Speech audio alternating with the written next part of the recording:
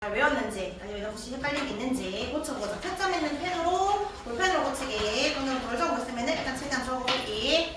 자, 제일 앞에 1번에 빛이양 조절하는 거 홍채였죠? 2번에 들어가는 구멍이 공공이고 3번에 볼록 렌즈가 수정체고 4번에 수정체 조절하는 게 성모체입니다. 5번에 가장 바깥의 막이 공막이고 그다음 그 위에 6번에 투명한 막이 각막이고 7번에 검은색 색소 있는 게 맥락막 8번에 상이 맺히는 게 망막 9번에 시각색 볶는 거 맹점 10번에 황반입니다. 황반 틀린 거 있으면 다 고쳐야 나중에 답이 뭔지 알지.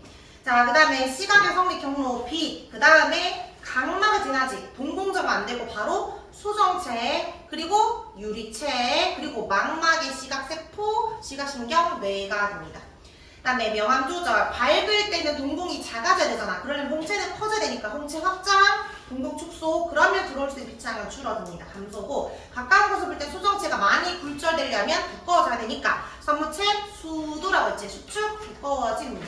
수축 두꺼워짐.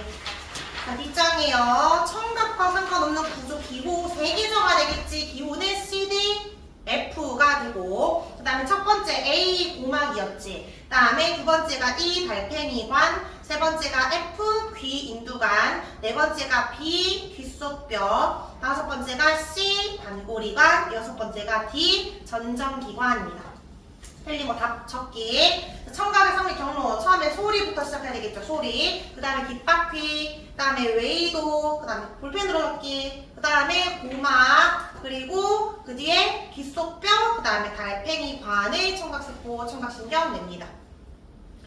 그다음 후각, 성립 경로 기체상태 화학물질이고 어디에 세포 있다? 후각상피. 이거 하나만 외워야지. 후각상피. 그 다음에 미각의 성립 경로는 액체상태 화학물질이고 맛, 봉오리의 무슨 세포? 미각은 세모고요. 맛세포가 정확한 말입니다. 맛세포. 그 다음에 미각신경. 피부 감각은 감각세포 아니고 감각점이라고 했지. 감각점. 그 다음에 감각신경 냅니다. 통증은 통점, 접촉은 접점 아니고 촉점이라고 했고 압력은 압점, 차가움은 냉점, 따뜻함은 온점, 그 다음에 이렇게 상대적인 온도 변화입니다. 자, 여기까지 감각기관이었고 자, 뒷장에 우리 신경세포도 적었나요? 신경세포. 자, 여기 신경세포는 뉴런이라고 했었지. 뉴런. 구조가 중심에 생명활동이 일어나는 게 신경세포, 뒤에 체 적어되지. 신경세포체. 그리고 다른 뉴런으로 전달하는 게 축삭돌기였고, 축삭돌기. 자극을 받아들이는 게 가지돌기였습니다. 가지돌기. 그리고 아주 작은 틈을 시냅스라고 했어요. 시냅스. 자, 이런 뉴런도 종류가 3가지 있었는데 기능에 따라 감각뉴런, 연합뉴런, 운동뉴런으로 구분된다. 순서가 중요하죠. 감각, 연합, 운동. 그리고 뉴런과 뉴런 사이라면 축삭에서 가지러 갑니다.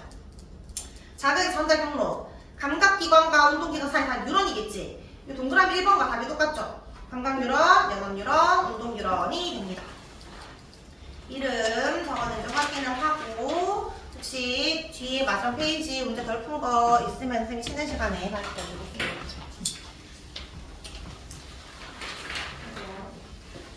아니면 나중에 이제 좀 제시치는 방법도 특정 페이지 아예 차를 다 잘 외우면 앞쪽에 한 장은 잘 외웠으니까 뒤에만 테스트 쳐도 되잖아. 그래서 그렇게 해보면 돼 나중에.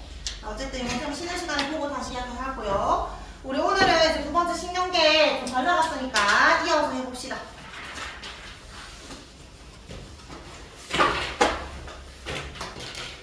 외울 게 많지만 또 이렇게 한번 외워놓으면 나중에 너희가 시험 기간 때 다시 외울 때 좀 빠르게 외우시거든. 지금 좀 고생하니까 지금 힘들더라도 외우고 또 대시치는 거 스트레스 받지 말고 또 그냥 계속 외우게 하는 거지. 한 번에 외울 수 있는 사람은 외우고 한 번에 못 외우겠으면 선생님이랑 계속 테스트 치면서 계속 외워봅니다. 스트레스 받지 말고 오늘도 좀 외울 게 많지만 오늘 어떤 거 배우는지 하나씩 봅시다. 페이지는 223쪽이고요. 지난 시간에 자극에 대한 반응을 할 때 자극을 받아들이는 감각기관 봤지? 그 다음에 그 감각기관에서 이제 우리가 자극을 인지할 수 있도록 뇌로 연결해주는 신경계를 봤는데 신경계에서 신경을 이루고 있는 세포를 뉴런이라고 했어요. 생각보다 잘 못 적었더라고요. 자, 우리 신경세포를 뉴런이라고 한다고 했고 뉴런의 모습은 신경세포체 중심에 핵이 있고 여기에 자극을 받을 수도 있어야 되지. 이 가지돌기랑 자극을 전달할 수 있는 요 축삭돌기가 있다라고 했어요. 여기가 가지돌기. 여기가 촉싹돌기. 자, 이런 뉴런도 종류가 아까 자극을 받아들이고 뇌로 전달해주는 감각 뉴런도 있고, 그 다음에 명령하는 연합 뉴런도 있고, 또 명령을, 뇌에서 어떤 명령을 또 근육기관을 전달해주고 있는 운동 뉴런도 있다라고 했어요.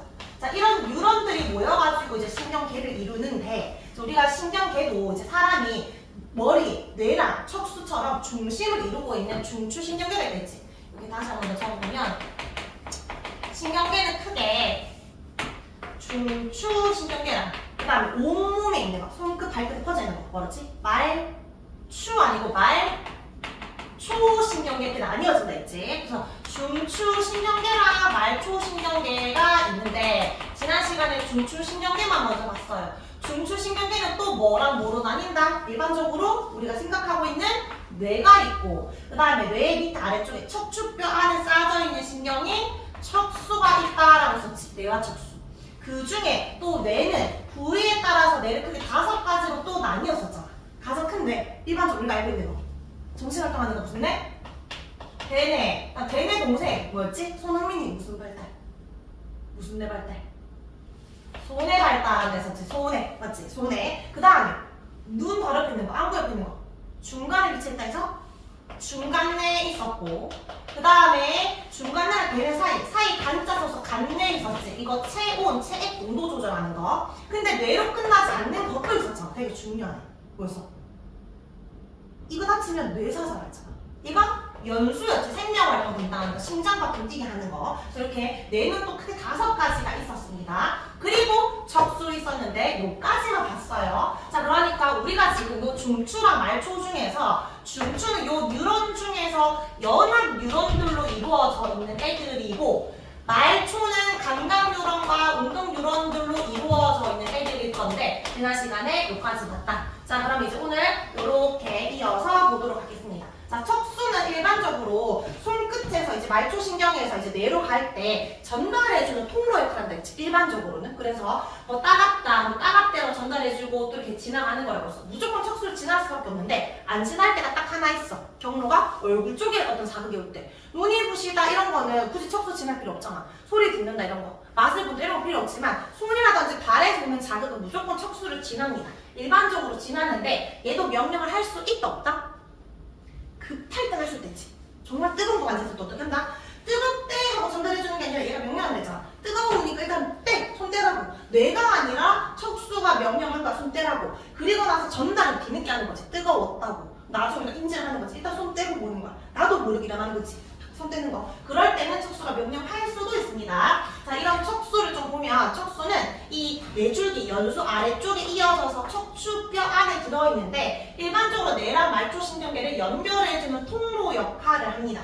근데 여기 보면 우리 등뼈 찌먹을 때처럼 요 등뼈 하나 했지? 여기 뼈. 요 볼 때 요 안에 이제 다 신경 다발이 척수인데, 요 신경이 감각신경과 운동신경이 어디 연결되는지 잘 봐봐. 이 사람이 요 앞쪽이 배고 여기가 등이잖아. 그러면 이렇게 보면 여기가 배고 여기가 등이야. 여기가 앞이고 뒤라고. 보면 감각신경은 어디 있어? 등 쪽 있지. 뒤에 있는 거고, 운동신경이 앞쪽에 있어. 그럼 나중에 번호를 붙일 거란 말이야. 여기가 A 신경 안 알려주겠지 누군지. 얘가 B 신경 이런 식으로. 여기에 뭐 C라고 적혀있으면 순서는 어떻게 한다? 라고 물을 때 아무 때나 가는 게 아니라 감각 갔다가 척수 갔다가 운동 와야 되니까 무조건 A, C, B 이렇게 말해야 되겠지. 무조건 뒤로 가서 앞으로 와야 됩니다. 신경은 뒤로 가서 앞으로 와야 되는 거야. 이거를 많이 틀려. 순서 부를 때 무조건 뒤에서 앞으로 온다라는 것을 좀 이해해주기. 자, 이게 답니다. 척수는. 자, 밑에 신경의 교차. 이건 한번 읽어보면 되는 내용인데, 한 번씩 외보면 왼손잡이는 오늘 발달을 하잖아. 오른손이 좌뇌 발달을 하잖아. 신경이 교차되어 있거든. 이 교차가 일어나는 곳은 일반적으로 아까 생명활동이 일어나는 연수에서 신경이 교차, 좌우 교차가 일어나는데, 일부는 척수에서도 좌우 교차가 일어납니다. 그것만 알아주면 돼. 아, 여기서 한번 꺾이는구나를 이해해주면 된다. 자, 그럼 뒷장에 우리 지난 시간에 내가 봤던 거 다시 기억해보자. 적어볼까? 누군지 찾아봐봐. 동그라미 리을에 얘 누구더라? 무슨 뇌? 리을이 무슨 뇌? 얘 걔네. 그 다음에 미음이 무슨 뇌? 아, 이거 다 적고 갔어? 다 했어? 지난 샤워 끝났나? 아, 이거 다 했네. 자, 그러면 넘어가고, 말초. 말초는 아까 무슨 뉴런과 무슨 뉴런으로 이루어져 있다. 감각과 운동신경으로 이루어져 있다. 잠깐 적어볼까? 이제 얘들을 명령하는 거 아니고 그냥 전달해주는 거지. 따갑다. 그럼 이제 또 근육 쪽으로 움직여라. 이런 식으로. 그래서 온몸을 연결해주는 건데 일반적으로 말초 신경계, 일반적인 신경은 우리가 체성신경계라고 해요. 그러니까 감각기관에서 받아들인 자극을 중추로 전달해. 또 중추의 명령 온도로 전달해. 이건 일반적인 내용이잖아. 일반적인 신경은 체성신경계라고 해. 얘네들 다 대뇌 조절 받는 거야. 그런데 대뇌 조절 안 받고 그냥 스스로 움직이는 애들 있어. 우리가 밤에 고등학생들이 야간 자율학습 한다잖아. 자율적으로 스스로 움직이는 신경계를 자율신경계라고 하는데 얘는 우리 의지대로 움직이는 게 아니야. 잠깐 심장박동 멈춰봐봐. 안 되잖아. 심장박동 계속 움직일 수 있도록 거기 운동신경은 자율신경이 연결되어 있는데 우리 몸 안에 뼈 말고 내장기관과 연결되어 있지? 이런 내장기관에 연결되어 있는 애들은 스스로 움직입니다. 내 의지와 상관없기 때문에 대뇌 조절을 받지 않아요. 이걸 자율신경이라고 해. 자, 다시 말초신경계 안에는 일반적인 신경을 체성신경이라고 하고 대뇌랑 상관없이 스스로 움직일 수 있는 데를 자율신경이라고 해요. 체성신경은 대뇌의 명령을 따르는데 얘는 대뇌의 명령을 따르지 않아. 근데 교과서나 문제집에 계속 대뇌란 말이 나오니까 너희가 뇌 없이 움직인다 생각하지만 모든 신경은 뇌가 있어야 돼. 대뇌의 조절 안 받는 거지 다른 뇌의 조절 받는 거야. 연수가 심장박동 조절하잖아. 동공 작아지고 커지고 너희 마음대로 안 되지. 근데 중간뇌가 할 거 아니야. 내 의지랑 관련된 건 대뇌인 거고 내 의지와 상관없는 다른 뇌들이 중추가 있을 거예요. 어쨌든 대뇌 조절 받지 않는다는 거야. 그래서 자율은 스스로 움직이는 것들인데 왜 스스로 움직여야 되겠어? 우리 잘 때 호흡 안 되면 안 되잖아. 의식이 없어도 호흡은 일어나야 될 거고 심박도 뛰어야 되니까 생명활동과 관련이 있는 거. 그래서 그런 것들이 자율신경에 연결되어 있습니다. 자, 근데 이 그 자율신경이 크게 교감신경과 부교감신경은 아니에요. 이 관계를 좀 잘 봐야 돼. 처음 보면 헷갈리거든. 스스로 움직이는 신경 중에 교감신경은 뭐냐면 내가 긴장했을 때, 놀랐을 때 내 몸이 알맞게 대처할 수 있도록 세팅되어 있는 거고 부교감은 다시 릴렉스할 때, 다시 원상태 돌아올 때를 말하는데 예를 들어서 뭐 내가 시험을 치러 간다, 수능 치러 간다, 엄청 긴장될 거 아니야. 그럴 때 내 몸 상태가 어떨지 상상해봐. 아니면 어떤 뭐 호랑이가 동물원 갔는데 호랑이를 보고 있었어. 근데 갑자기 호랑이가 지금 털이 그냥 열린 거야. 그럼 너희를 덮칠 수도 있잖아. 그럼 너희가 미친 듯이 도망가야 되겠지? 엄청 놀랐을 때 생각해봐. 그럼 놀라면 어때? 동공이 커져나가죠? 동공이 딱 커지겠지. 그리고 네가 날 잡아보고 싶으니까 심장박동이 엄청 빨리 뛰겠지. 그런 거 호흡, 맥박도 빨라지지. 근데 그때 소화가 잘 될까 안 될까? 침이 잘 나올까 안 나올까? 뭔가를 먹고 싶은 생각이 없으니까 침은 마를 거야. 그리고 그때 방광이 확장될 것 같아. 적어질 것 같아. 그러니까 너무 놀라서 오줌을 싼다고 하지만 그건 좀 너무 놀라서 비정상적인 거고 일반적으로 화장실 갈 여유가 없기 때문에 오줌을 저장해야 되고 방광도 커지게 되거든. 그런 식으로 바뀌는 게 교감신경이 활성화된다라고 하는데 자 여기 봐봐. 여기 보면 교감은 긴장했을 때 위기 상황에 처했을 때 알맞은 상태로 만드는 것을 말하고 부교감은 다시 원래대로 돌아오는 건데 만약에 우리 몸에서 교감신경이 활성화되잖아? 이거는 당황했을 때야 긴장했을 때는 동공이 커집니다. 호흡은 빨라집니다. 심장박도 빨라지겠지. 소화 지금 안 돼. 소화될 시간 없고 침도 안 나오겠지. 소화랑 침 세트니까 침공기 억제입니다. 그리고 방광은 최대한 커져서 오줌 많이 저장해야 된다고. 그때 우리 몸에서 교감신경이 활성화되는 거야. 이 전체적으로. 내 의지랑 상관없어. 제발 심장 천천히 뛰어라 해도 안 되잖아. 최대한 심호흡을 쉬면 좀 돌아오긴 하지만. 근데 이 호랑이가 이제 갔어. 그리고 너희가 이제 막 도망 나가서 집에 누워서 몇 시간 지내면 어때? 그때는 괜찮잖아. 좀 편안하잖아. 아 뒤질 뻔했네 이러면서 이렇게 되면 다시 부교감 신경이 돌아오는데 그러면 동공이 다시 적어지고 빨라졌던 호흡도 다시 돌아옵니다. 근데 쌤은 이제 추천하는 거를 교감만 외웠으면 좋겠어. 무슨 말이냐면 부교감을 외우잖아. 호흡 운동 억제, 심장박동 억제는 너희가 호흡 안 돼, 막 심장 안 뛰어 이렇게 생각하거든. 그게 아니라 빨라졌던 호흡이 돌아오는 거야. 빨랐던 심장이 돌아오는 거야. 그런 느낌 알겠지? 막 커졌던 동공이 작아지는 거지. 그런 식으로 생각해. 교감으로 먼저 생각하면 돼. 소화 안 됐던 게 이제 침도 잘 나오겠지. 침 분비도 촉진, 소화 분비도 촉진 잘 나올 거고 이제 어느 정도 화장실 가고 싶은 생각도 들 거야. 왜냐면 딱 힘을 조시거든. 방광도 수축된 상태거든. 근데 근데 뭐래요? 교감을 외워. 언제가 교감이야? 긴장했을 때가 교감이야. 좀 외울 때 교장 선생님과 교감 선생님의 파워를 좀 생각하면 그냥 일반적으로 유치하게 외운다면 교장쌤이 서열 1이잖아? 2위가 이제 교감쌤이면 부교감쌤이 3위라고 생각하면 돼. 반장, 부반장처럼. 그래서 교감쌤 만나면 무조건 긴장하지만 부교감쌤은 만만해서 좀 변하다. 약간 이렇게 생각하면서 교감쌤 만나면 긴장한다. 근데 이런 신경이 무슨 신경이다? 당연히 중추가 아니고 말초겠는데 말초 중에서 자율신경이라고 한다. 얘는 감각신경이라는 거 없어. 그냥 움직이기만 하는 거라서 운동신경으로만 이루어져 있는 애들입니다. 내장기관에 연결되어 있어요. 자, 근데 보니까 이 교감과 부교감이 같은 동공인데 반대작용하지. 같은 심장박동에 반대작용하지. 이런 거 우리가 기란작용이라고 합니다. 단어 하나 알아주기. 자, 뒷장에 문제 풀겠습니다. 교감신경의 작용으로 옳은 거 찾아보자. 놀랐을 때 찾아봐. 놀랐을 때 총 몇 개 나오는지. 유나, 가는 돼, 안 돼? 되지, 나는. 호흡도 빨라. 지겠지? 다. 방광은 저장 많이 되니까 확장돼야 되니까 틀렸고 소화 지금 안 돼요. 나는 되죠. 가나 다가 됩니다. 자, 4번에 다 찾아볼까?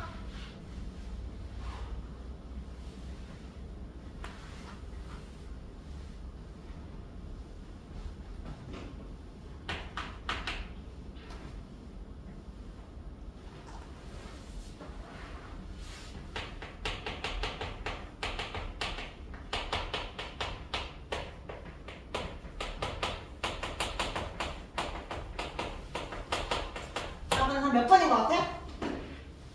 몇 번일까?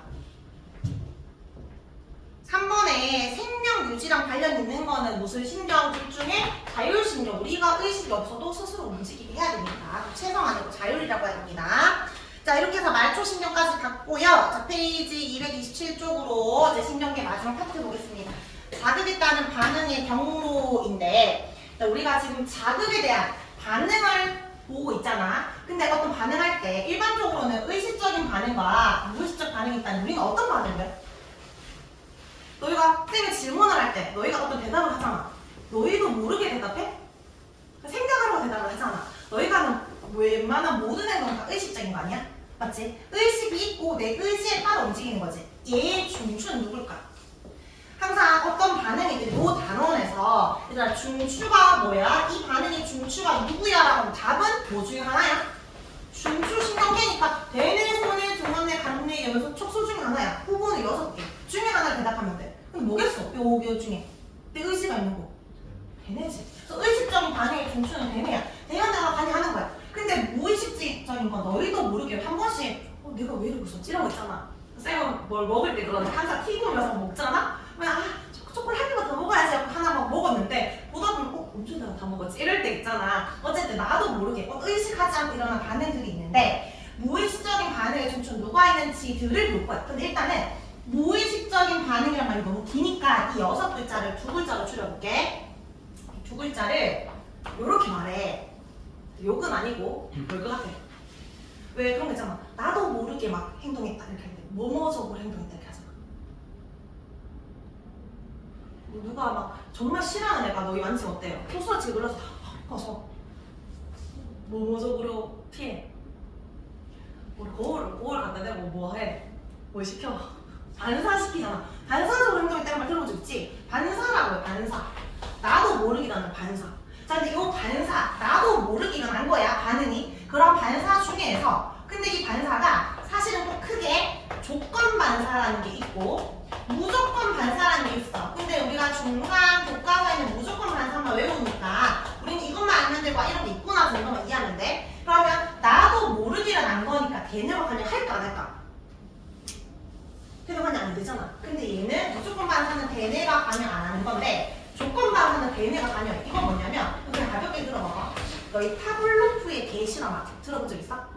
파블로프라는 심리학자가 개한테 밥을 줄 때마다 종을 땡땡땡 친 거야. 그러니까 밥 먹을 때마다 침을 흘리면서 맛있게 먹었겠지. 근데 밥 먹을 때마다 계속 종소리 들었을 때 학습이 되잖아. 그럼 나중에는 밥을 안 줘도 종소리만 땡땡땡 해줘도 얘가 밥 시간이라고 침을 막 흘리고 있어. 우리가 음식이 입에 들어가면 침이 나오잖아? 음식이 아니라 쌤이 볼펜을 내 입에 넣어도 쌤이 침이 나올 거야. 이거는 나도 모르게 일어나는 반사적 행동이야. 우리가 태어날 때부터 가지고 있는 거. 음식이 입에 들어가서 침이 나오는 건 무조건 반사야. 우리 모두 다 가지고 있는 거. 근데 걔는 음식이 안 들어갔지? 종쳤어 그냥. 근데 학습이 된 거야.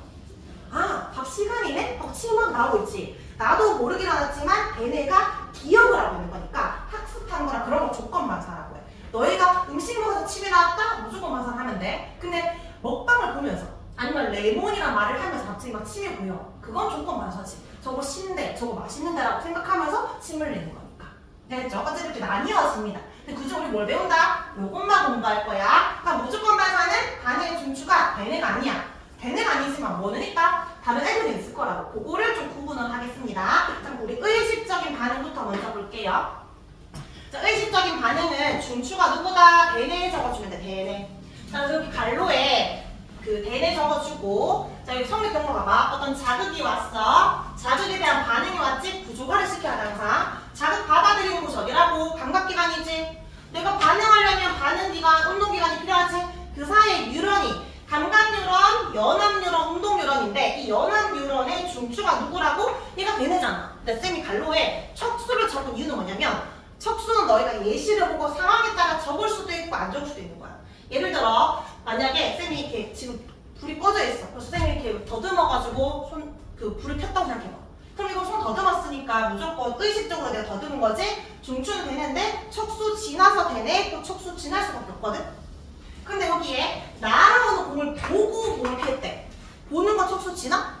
얼굴 바로 오잖아. 그럼 그때는 여기에 대뇌 앞에 감각신경파가 바로 대뇌야. 여기 척수 안 적혔지. 근데 보고 피했지. 움직일 때는 또 척수 지나니까 얘는 또 척수를 적는 거야. 척수는 앞뒤로 있을 수도 있고 없을 수도 있고.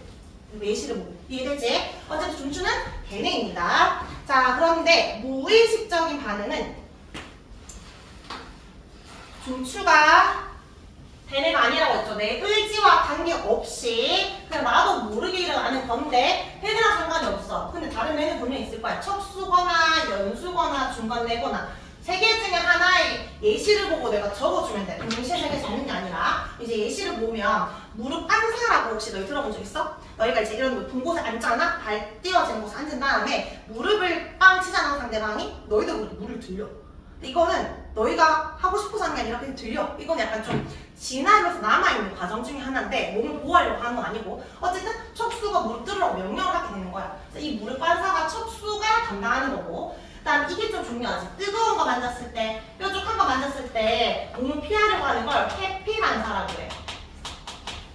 그래갖고 쌤이 대뇌한테 전달을 한다 안 한다? 뜨거웠다고.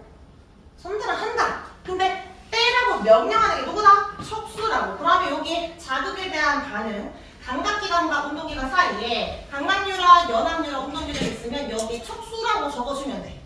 자, 그 다음에 재채기. 나도 모르게 일어나지. 뭐 기침 일부러 하는 거 말고 기침 나오는 거라든지 신분비나 하품도 너희가 일부러 쌤 지겨워야 하품하는 거 말고 정말 나도 모르게 나올 때 있잖아. 너무너무 졸리면 그런 거라든지 또 이거다 나도 모르게 일어날 수밖에 없는 건데 이건 누가 관여한다? 척수가 아니라 연수야. 좀 외울 때 얼굴 쪽은 연수라고 생각하면 돼. 얼굴 쪽은. 그 다음에 이건 이미 알잖아. 동공반사. 동공 커지고 작아지고 이거는 누가 하는 거다? 중간뇌가 하는 거예요. 자, 지금 척수, 연수, 중간뇌 세 가지가 있는데 예시 보고 대뇌는 아닌데 척수인지 연수인지 중간뇌인지도 구분하기. 자, 이 무릎 반사의 경우 보면 아까처럼 자극에 대한 반응이 있을 때 얘는 척수가 중추입니다. 뜨거운 거 닿았을 때도 척수가 중추예요.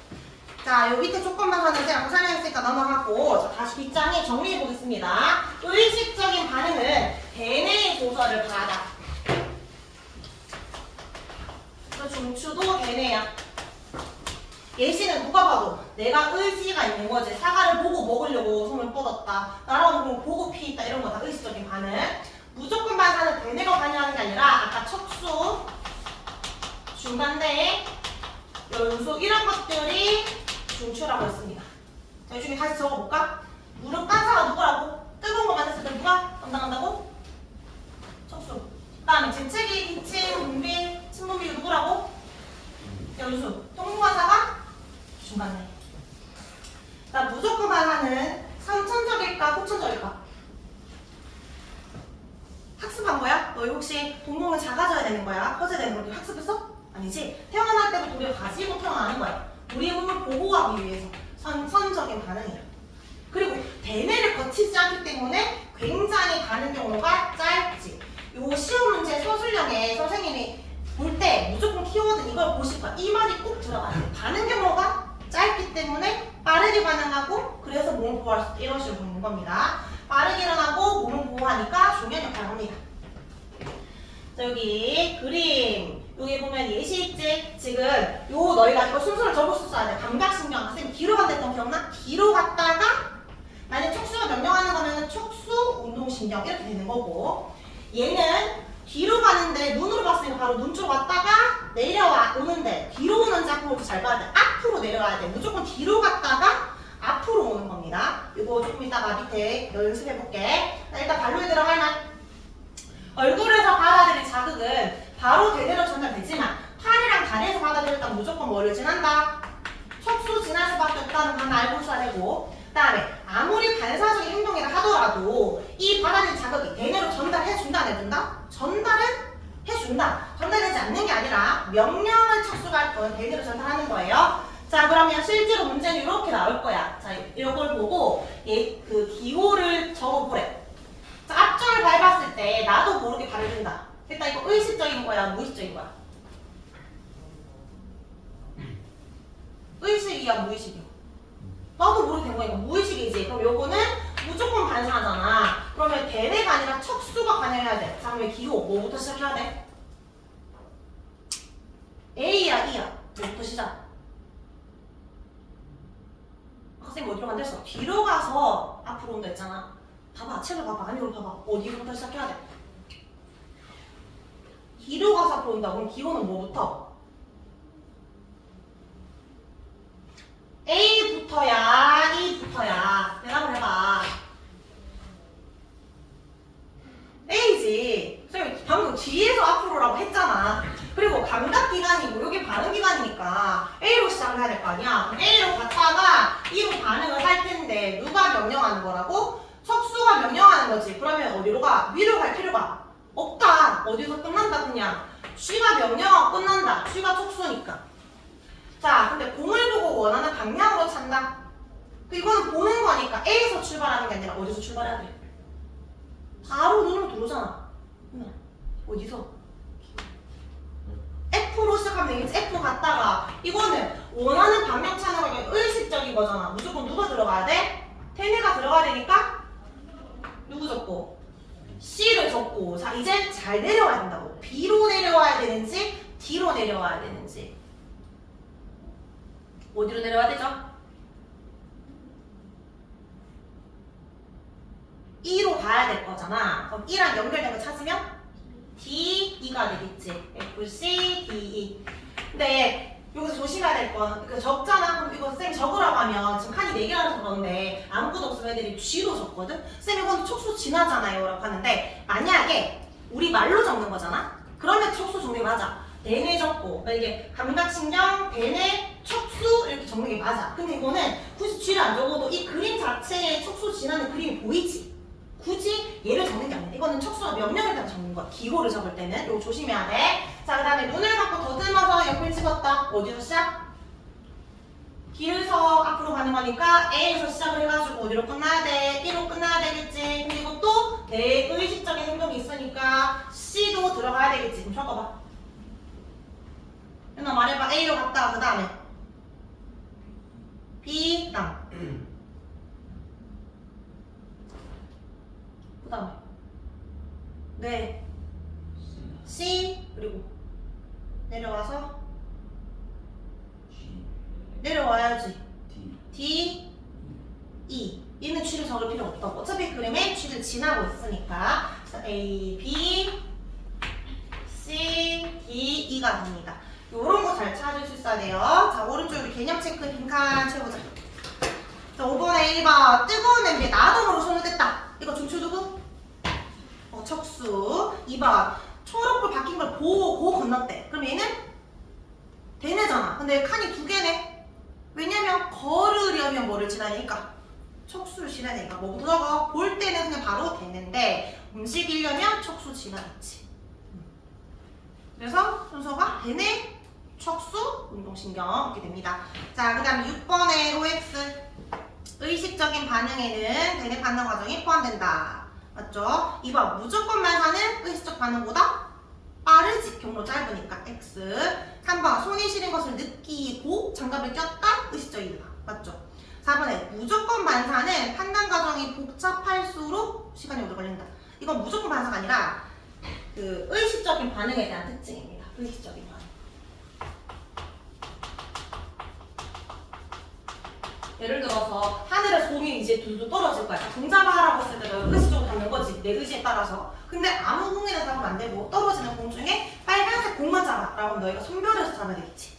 근데 점점 복잡해지다 생각. 빨간색 공 중에 별표 스티커가 붙어있으면 잡으면 안 돼? 이야기하면 너희가 바로 못 잡을 거 아니야. 당연히 속도는 좀 더 오래 걸릴 수밖에 없습니다. 이런 건 의식적 반응에 대한 예시고요. 자, 이제 중추 누군지 적어볼까? 지금 야구 선수가 날아오는 공을 보고 휘둘렀다. 누구겠어? 대뇌. 나 이번에 나 초콜릿을 입에 넣었을 때 침이 분비된다. 침 분비는 뭘 것 같아? 무의식적인 반응은 지금 척수 있고 연수 있고 그다음 중간내가 있는데 뜨거운 거 만지는 거랑 무릎만 척수야. 중간내가 눈이야. 나머지는 다 연수야. 기침, 분비 이런 거 있잖아. 얼굴 관련된 거. 그러니까 침은 다 연수야. 그다음에 3번에 재채기 난다. 이것도 연수지. 4번에 유나 뜨거운 피자 잡으렸을 때 나도 모르고 손을 뗐대. 이거 뭐야? 셋 중에 이거는 척수고. 5번째 공공이 작아지는 건 중간내가 됩니다. 자, 잘했고요. 여기도 문제 몇 개 풀고 시작. 여기는 숙제 231쪽도 안 돼 있지? 232쪽에 7번의 OX. 자, 체성신경은 대뇌의 지배를 받는다. 체성 기억나? AI. 일반적인. 그래서 지배를 받는 거 맞고. 2번 자극을 받아들이고 판단하는 신경계를 말한다. 지금 질문이 말초에 대한 거거든? 판단하는 건 중추지 말초가 아니라 틀렸고. 3번에 감각신경은 체성과 자율로 구분된다. 자, 이거 잘 봐야 되는 게 말초가 체성과 자율로 구분되는데 감각이 아니라 자율은 운동밖에 없어. 움직이기만 하니까. 그래서 감각이 없어 얘는. 아까 심장박동 뛰고 동공음식 하는 거. 그래서 감각 아니고 운동이라고 말해야 돼. 운동. 다음 4번에 자율은 내장기관의 기능을 자율적으로 조절한다. 맞아. 심장박동을 생각해주면 됩니다. 대표적으로. 자, 이제 10번의 그림 다시 구조화시켜보자. A가 누군데? 뇌랑 척수니까 얘가 중추죠. 중추적고. 그림의 중추적고. B가 말초겠죠. 말초. 옳은 것. 1번과 2번은 B에 대한 설명이고 3번이 맞네. 4번은 A에 대한 설명이고 5번도 A에 대한 설명입니다. 자, 11번 한 번 더 적어보자. 쌤이 이거 필기된 거랑 똑같죠? 신경계는 A랑 B로 나뉘는데 A를 뭐라 한다? 중추 신경계라고 하고 B가 말추 아니라 말초 신경계라고 합니다. 그리고 필기하는 김에 밑에다가 더 적으면 운동신경 있잖아. 그 운동신경 밑에다 이렇게 적어. 체성과 자율 나눠서. 운동신경이 이렇게 딱 운동이 적혀 있는 거기에 체성과 자율. 적었어? 자율 밑에다 한 번 더 적어야지. 뭐랑 뭐? 긴장했을 때. 교감과 부교감. 이렇게 필기를 하니. 자, 오른쪽 페이지 12번에 가랑 나중에 언제가 교감일까? 12번에 가 나중에 언제가 교감이야? 놀랐을 때 언제? 가? 나? 나. 동공학대 나가 교감, 가는 부교감.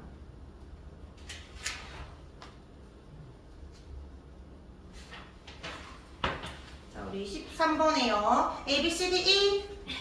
A가 누구지? 대뇌. E가 소뇌. 그 다음에 C가 정중간에 있으니까 A가 중간뇌고 B가 사이에 있으니까 간뇌고 D가 연수야. 자, 그러면 기억, 니은, 디귿, 리을 옆에다가 누군지 찾아보자. 평균대 위를 넘어지지 않고 걸어갔다. 뭐 발달? 손흥민 같이. 손의 발달. 그러면 E가 될 거고. 날아오는 공을 보고 휘둘렀다. 되겠지? A고. 과학시험 잘 보려고 공부 열심히 했다. 이거 또 되네. 되지. 그 다음에 리을. 눈에 빛을 비췄지만 반응 없었다. 뭐 다친 거야? 중간에 다쳤죠. C. 몇 번? 3번. 자, 우리 뒷장이요. 19번.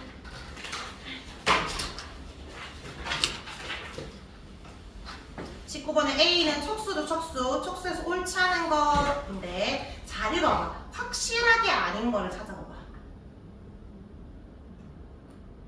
뭔가 애매한 것들도 있을 수 있는데 확실하게 아닌 거, 확실하게 맞는 거랑 확실하게 아닌 걸 다 걸러낸 다음에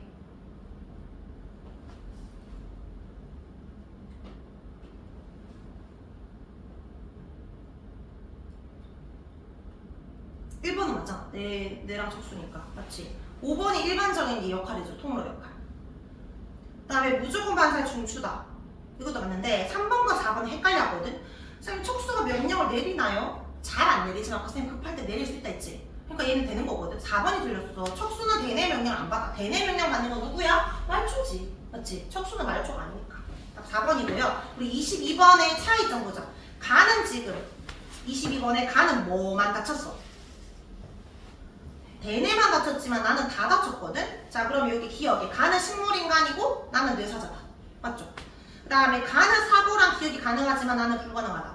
대뇌가 다치면 사고 기억 자체를 못하지. 그럼 둘 다 못하는 거니까 니은은 틀렸고, 그 다음에 가는 동궁반사가 일어나는데 나는 일어나지 않는다. 동궁반사는 중간내니까 중간내는 가 살아있죠. 다 3번. 자, 이제 마지막은 너희가 두 문제 풀 건데 28, 29 두 문제 풀고 쉬겠습니다. 28번, 29번.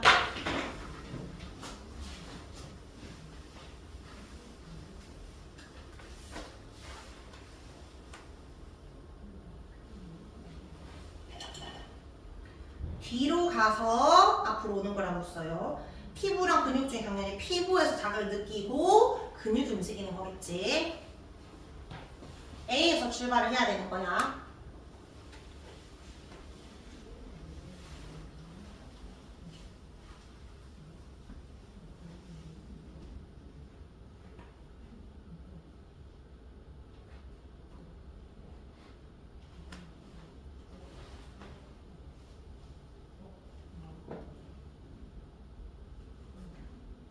척수를 지난다곤 하지만 B 자체가 척수가 명령하진 않으니까 굳이 B를 넣을 필요가 없는 거야. 그냥 그림 자체 이미 척수를 지나고 있기 때문에.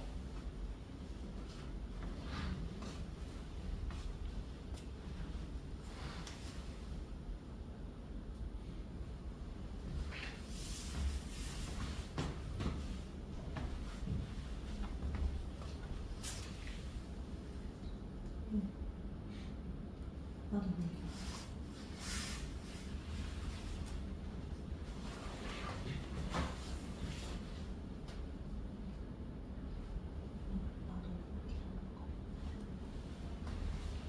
28번은 대뇌가 관여하는 거고 29번은 무릎 반사니까 척수 관여하는 거죠. 척수. 다른 경우가 짧겠지?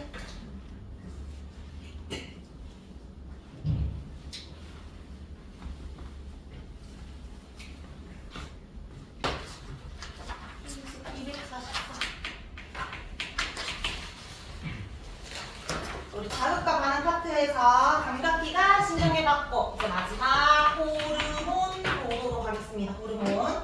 자, 호르몬이랑 신경은 두 개 비교하는 문제가 좀 많이 나오는데 일단 호르몬도 일단 첫 번째 문장의 정의를 좀 보면 특정 세포나 기관으로 신호를 전달해주는 물질이래. 뭔가 신호를 전달한다는 점에서 신경계랑 비슷한데 얘는 굉장히 빠르게 정기적인 신호로 가는 게 아니라 어떤 몸의 기능을 조절하는 화학 물질을 뿌려서 작용을 하게 하는 겁니다. 근데 이제 호르몬의 가장 큰 특징이 어디에서 나오는지야. 호르몬이 나오는 곳이 어디냐면 내분비샘이라는 곳에서 나오는데 이 내분비샘의 특징을 좀 볼게요. 오른쪽에 보면 내분비샘이라는 게 있고 외분비샘이라는 게 있지. 샘이라는 건 어떤 액체가 나오는 곳이거든. 분비샘은 어떤 분비액이 나오는 곳. 근데 외분비샘은 어디로 분비하겠어? 몸 밖으로 분비하는 거면 내분비샘은 몸 안으로 분비하는 거야. 대표적인 외분비샘이 뭐냐면 여기 보면 침샘이 있지? 침샘에서 침이 나오잖아. 침 어디로 나와? 바깥으로 나오지. 맞지? 눈물샘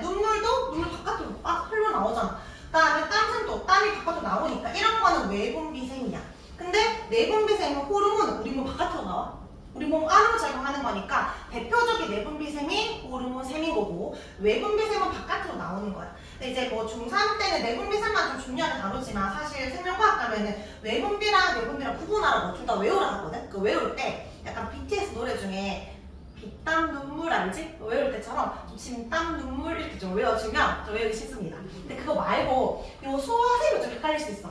소화샘 혹시 기억나? 너희 입에서 나오는 그 효소 이름 침에서 나오는 효소 중2 때 최근에 배웠지 않나? 아밀레이스 있었지. 또 위에서는 위샘에서 위에 어떤 효소 나왔지? 펩신 나왔지. 그 다음 이전에 효소 3개나 있었던 거 기억나? 아밀레이스도 있었고 펩신 말고 트립신도 있었고 또 지방 분해도 있었잖아. 이 베이스 있었지. 그런 거. 근데 그런 소화액 속에 어떤 효소가 있었는데 그러면 쌤 우리 몸 안에 나온 거니까 소화샘은 쌤 내분비샘이 아니에요라고 하는데 약간 우리가 입 안으로 왜 내시경을 하잖아. 쌤 실에다가 돌을 딱 그 실에다가 돌을 연결한 다음에 쭉 내리면 얘가 이렇게 쭉 내려가겠지. 그리고 나서 끝까지 내려가 이거 할 것 같아. 포장 지나가지고 똥으로 나오는 거야. 그러니까 요거는 바깥에 들어가 있는 거라 생각하면 우리가 먹고 싸는 그 똥물은 그 바깥으로 포함을 하는 거지. 마치 빨대에다가 이제 고무차를 이렇게 막 붙여 다음에 요거는 그냥 안이 아니라 먼저 외부 세상이라 생각을 하고 그래서 이걸 외분비샘이라고 하는 거예요. 근데 여기에 소화샘이 하나, 이자를 좀 기억을 해놓기, 하나 적어놓기. 이자는 그럼 내분비샘이다, 외분비샘이다? 외분비샘이다라는 것도 기억하기. 이자에서 소화할 수 있었으니까. 근데 이런 외분비샘은 만약에 침에 나오는 경우가 따로 있고 눈물에 나오는 경우가 따로 있는데 우리가 오늘 배울 내분비샘은 호르몬을 만드는 곳인데 얘는 따로 특정 분비관이라는 게 없어. 그러니까 얘는 어떤 이 분비샘에서 호르몬이 나가는데 나갈 곳이 없어서 그냥 혈액을 타고 가게 됩니다. 이게 무슨 말이냐면 내분비샘에서 나오는데 특정 분비관이 따로 없다 보니까 혈액이 혈관을 타고 가게 돼. 이 그림 봐봐. 내분비샘에서 나온 이 삼각형 있지? 얘를 지금 호르몬이라고 예시를 든 거야. 그럼 여기에서 호르몬이 작용해야 될 곳이 있잖아. 예를 들어 성장 호르몬이다. 그냥 단순하게 성장 호르몬은 무릎에 작용을 해야 돼서 무릎에 작용하면 키가 쭉 큰다고 생각해봐. 그러면 이 호르몬은 무릎으로 가야 되는데 분비관이 있다는 거 이런 거야. 내분비샘에서 내가 타겟으로 하는 요 무릎 표적 기관으로 전달해주는 전용 통로가 있으면 이게 분비관이 있는 거야. 그럼 여기서 호르몬이 쭈르륵 가가지고 작용을 이렇게 해야 되는데 이런 분비관이 없다고. 그럼 어떻게 돼? 만들어서 퍼뜨리는 거야 주변에. 우리 주변에 다 있는 대부분의 관은 혈관이니까 이 호르몬을 혈액 속에 흘러가게 하는 거지. 이 혈액 안에는 호르몬만 있는 게 아니라 산소도 있고 영양소도 있고 노폐물도 있고 여러 가지들이 그냥 흘러가겠지. 이 호르몬이 어디를 가겠어? 온몸을 다 돌겠지. 다 돌다가 내가 드디어 원하는 곳이 생겼어. 거기에 가가지고 작용을 막 하는 거야. 그럼 속도가 굉장히 빠를까 느릴까? 느릴 수밖에 없겠지. 바로 내가 갈 수 있는 곳이 없으니까. 근데 아무 데서나 작용하는 것이 아니라 여기에서만 작용할 수 있는 이유가 뭐냐면 여기에 표적 기관에 이 삼각형 호르몬을 받을 수 있는 나비멘탈 정신이 돼 있지. 이 수용체라는 게 있어가지고 이 표적 기관에서만 작용할 수 있는 거예요. 쌤이 이거를 어떻게 예시를 드냐면 편지가 호르몬이라고 생각해봐. 편지를 썼어. 근데 만약에 분비관이 있다는 건 내가 주소를 쓰는 거야. 그 길로 바로 빨리 갈 수 있도록 퀵으로 보내는 거지. 또는 로켓 배속 같은 거. 근데 분비관이 없으니까 온몸을 돌고 돈다라는 건 내가 편지를 써서 유리병에 넣은 다음에 열쇠로 잠근 다음에 바다에 띄우는 거야. 바다에 띄우면 어떻게 돼?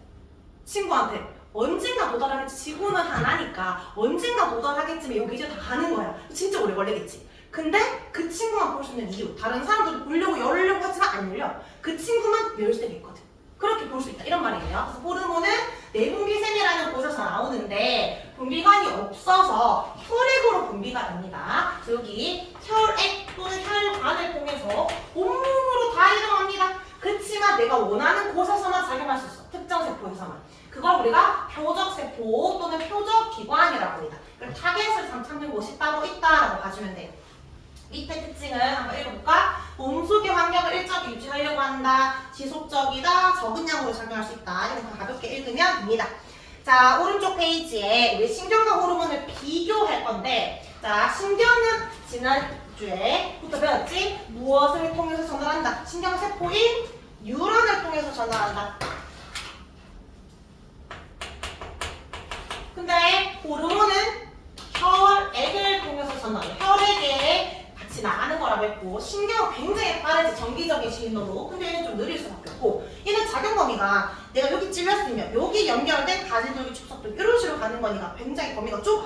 그리고 따끔하다라는 순간 잠깐 느끼지. 1시간 내내 따끔하다 느끼지 않잖아. 굉장히 일시적이라면 호르몬 같은 경우에는 온몸을 도니까 당연히 범위도 넓고 성장 호르몬 주사 맞았을 때 몇 달이 걸리잖아. 맞지? 그러니까 지속적일 수밖에 없습니다. 그 다음에 신경은 한 방향으로, 그리고 이음이죠? 한 방향으로 전달되는 거고요. 호르몬은 어디에만 작용한다. 내가 원하는 탑에서 뭘 한다? 표적이랍니다. 표적 기관에만 작용하는 겁니다. 두 개, 여기에 이제 깃발식 1, 2, 3, 4, 5 해가지고 하나 바꾸겠지. 찾으라고 할 거야. 그렇게 찾을 수 있으면 되고요. 자, 그럼 이제 호르몬이라는 게 내분비샘에서 나오는 거구나. 이해했어? 그럼 이제 호르몬의 종류가 뭐가 있는지, 어떤 내분비샘에서 나오는지 그런 것들이 이제 소개가 되겠지? 자, 각각의 내분비샘에서는 여러 종류 호르몬들이 나오는데 이 호르몬이 그냥 지 스스로 나와? 모든 어떤 호르몬 분비의 중추는 뇌야. 근데 그 뇌가 무슨 뇌다? 대뇌 아니고 소뇌 아니고 내 몸의 상태 유지시키는 간뇌입니다. 이까지만 외워도 되는데 조금 더 들어가자면 만약에 이제 간뇌가 여기 간뇌잖아? 간뇌의 위쪽을 시상이라고 하고 아래쪽을 시상하부라고 해. 근데 여기서 주로 호르몬을 담당해서 간뇌의 시상하부에서 호르몬을 담당한다라고 합니다. 이까지 알면 퍼펙트고 간뇌만 알아도 이제 중간 과정에서는 충분합니다. 어쨌든 대뇌, 소뇌 아니고 간뇌가 호르몬 지금 나와야 되겠다. 너 지금 나오면 안 되겠다. 이렇게 조절을 해주는 중추입니다. 근데 그 뇌 중에 이렇게 대뇌가 있고 요 간뇌 요 아래쪽에 콧망울 좀 늘어져 있는 애 있었잖아. 얘를 뇌하수체라고 하는데 여기가 간뇌면 간뇌 아래쪽에 이게 뇌하수체지. 얘는 뇌는 아니야. 뇌 아래쪽에 늘어져 있는 물체인데 여기서 호르몬이 나와. 얘는 내분비샘이야. 구분해야 되는 게 간뇌는 뇌고 뇌하수체는 호르몬 나오는 내분비샘입니다. 뇌하수체 얘는 내분비샘, 얘는 시상하부라고 부르면 얘는 뇌라고 해주면 돼. 자, 그럼 여기에 그림 잘 보자. 내분비샘도 여러 개가 있어. 이런 내분비샘에서 이런 호르몬들이 나오고 이런 기능이 있대. 우리가 이제 다 외워야 되잖아. 뭐부터 외워야 돼? 일단 내분비샘을 보고 위치를 보고 얘를 뭐라고 하는지부터 외워야 되겠지. 생물이니까 무조건 위치 보고 얘를 뭐라고 하는구나부터 외워야 돼. 근데 지금 뭘 외우는 거야? 내분비샘을 외운다는 거. 아, 여기서 호르몬이 나오는 곳이구나를 먼저 인지하기. 이게 외워졌다면 이제 이런 내분비샘에서 이런 호르몬들이 나오는구나. 호르몬 이름을 외우기. 그리고 3차적으로 얘들의 기능을 외울 겁니다. 자, 그러면 이름부터 외워보자. 내분비샘 중에 아까 선생님 간뇌 아래쪽에 늘어져 있는 얘를 뭘 한다고? 얘를 뇌하수체라고 한다고. 요 내분비샘 중에 여기서 대빵이야.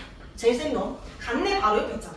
간뇌의 명령을 제일 많이 받는 애야. 자, 그 다음에 여기 나비대 타입으로 생긴 애 있지? 우리 여기 갑상선 들어본 적 있어? 갑상선 부었다 이렇게 얘기하잖아. 갑상선의 순 우리말로 갑상샘이라고 해. 여기에서도 호르몬이 나오는 거야. 그 다음에 얘 혹시 누군지 알아? 얘 누구야? 췌장이라고도 하고 다른 말로 이자라고 하지. 왜 췌장이 저 몸 안에 있잖아. 그래서 췌장암은 발견하기 어려워서 췌장암 말기 환자들이 많잖아. 어쨌든 이 이자가 내분비샘이네? 아까 쌤 뭐라고 했어? 이거 이자?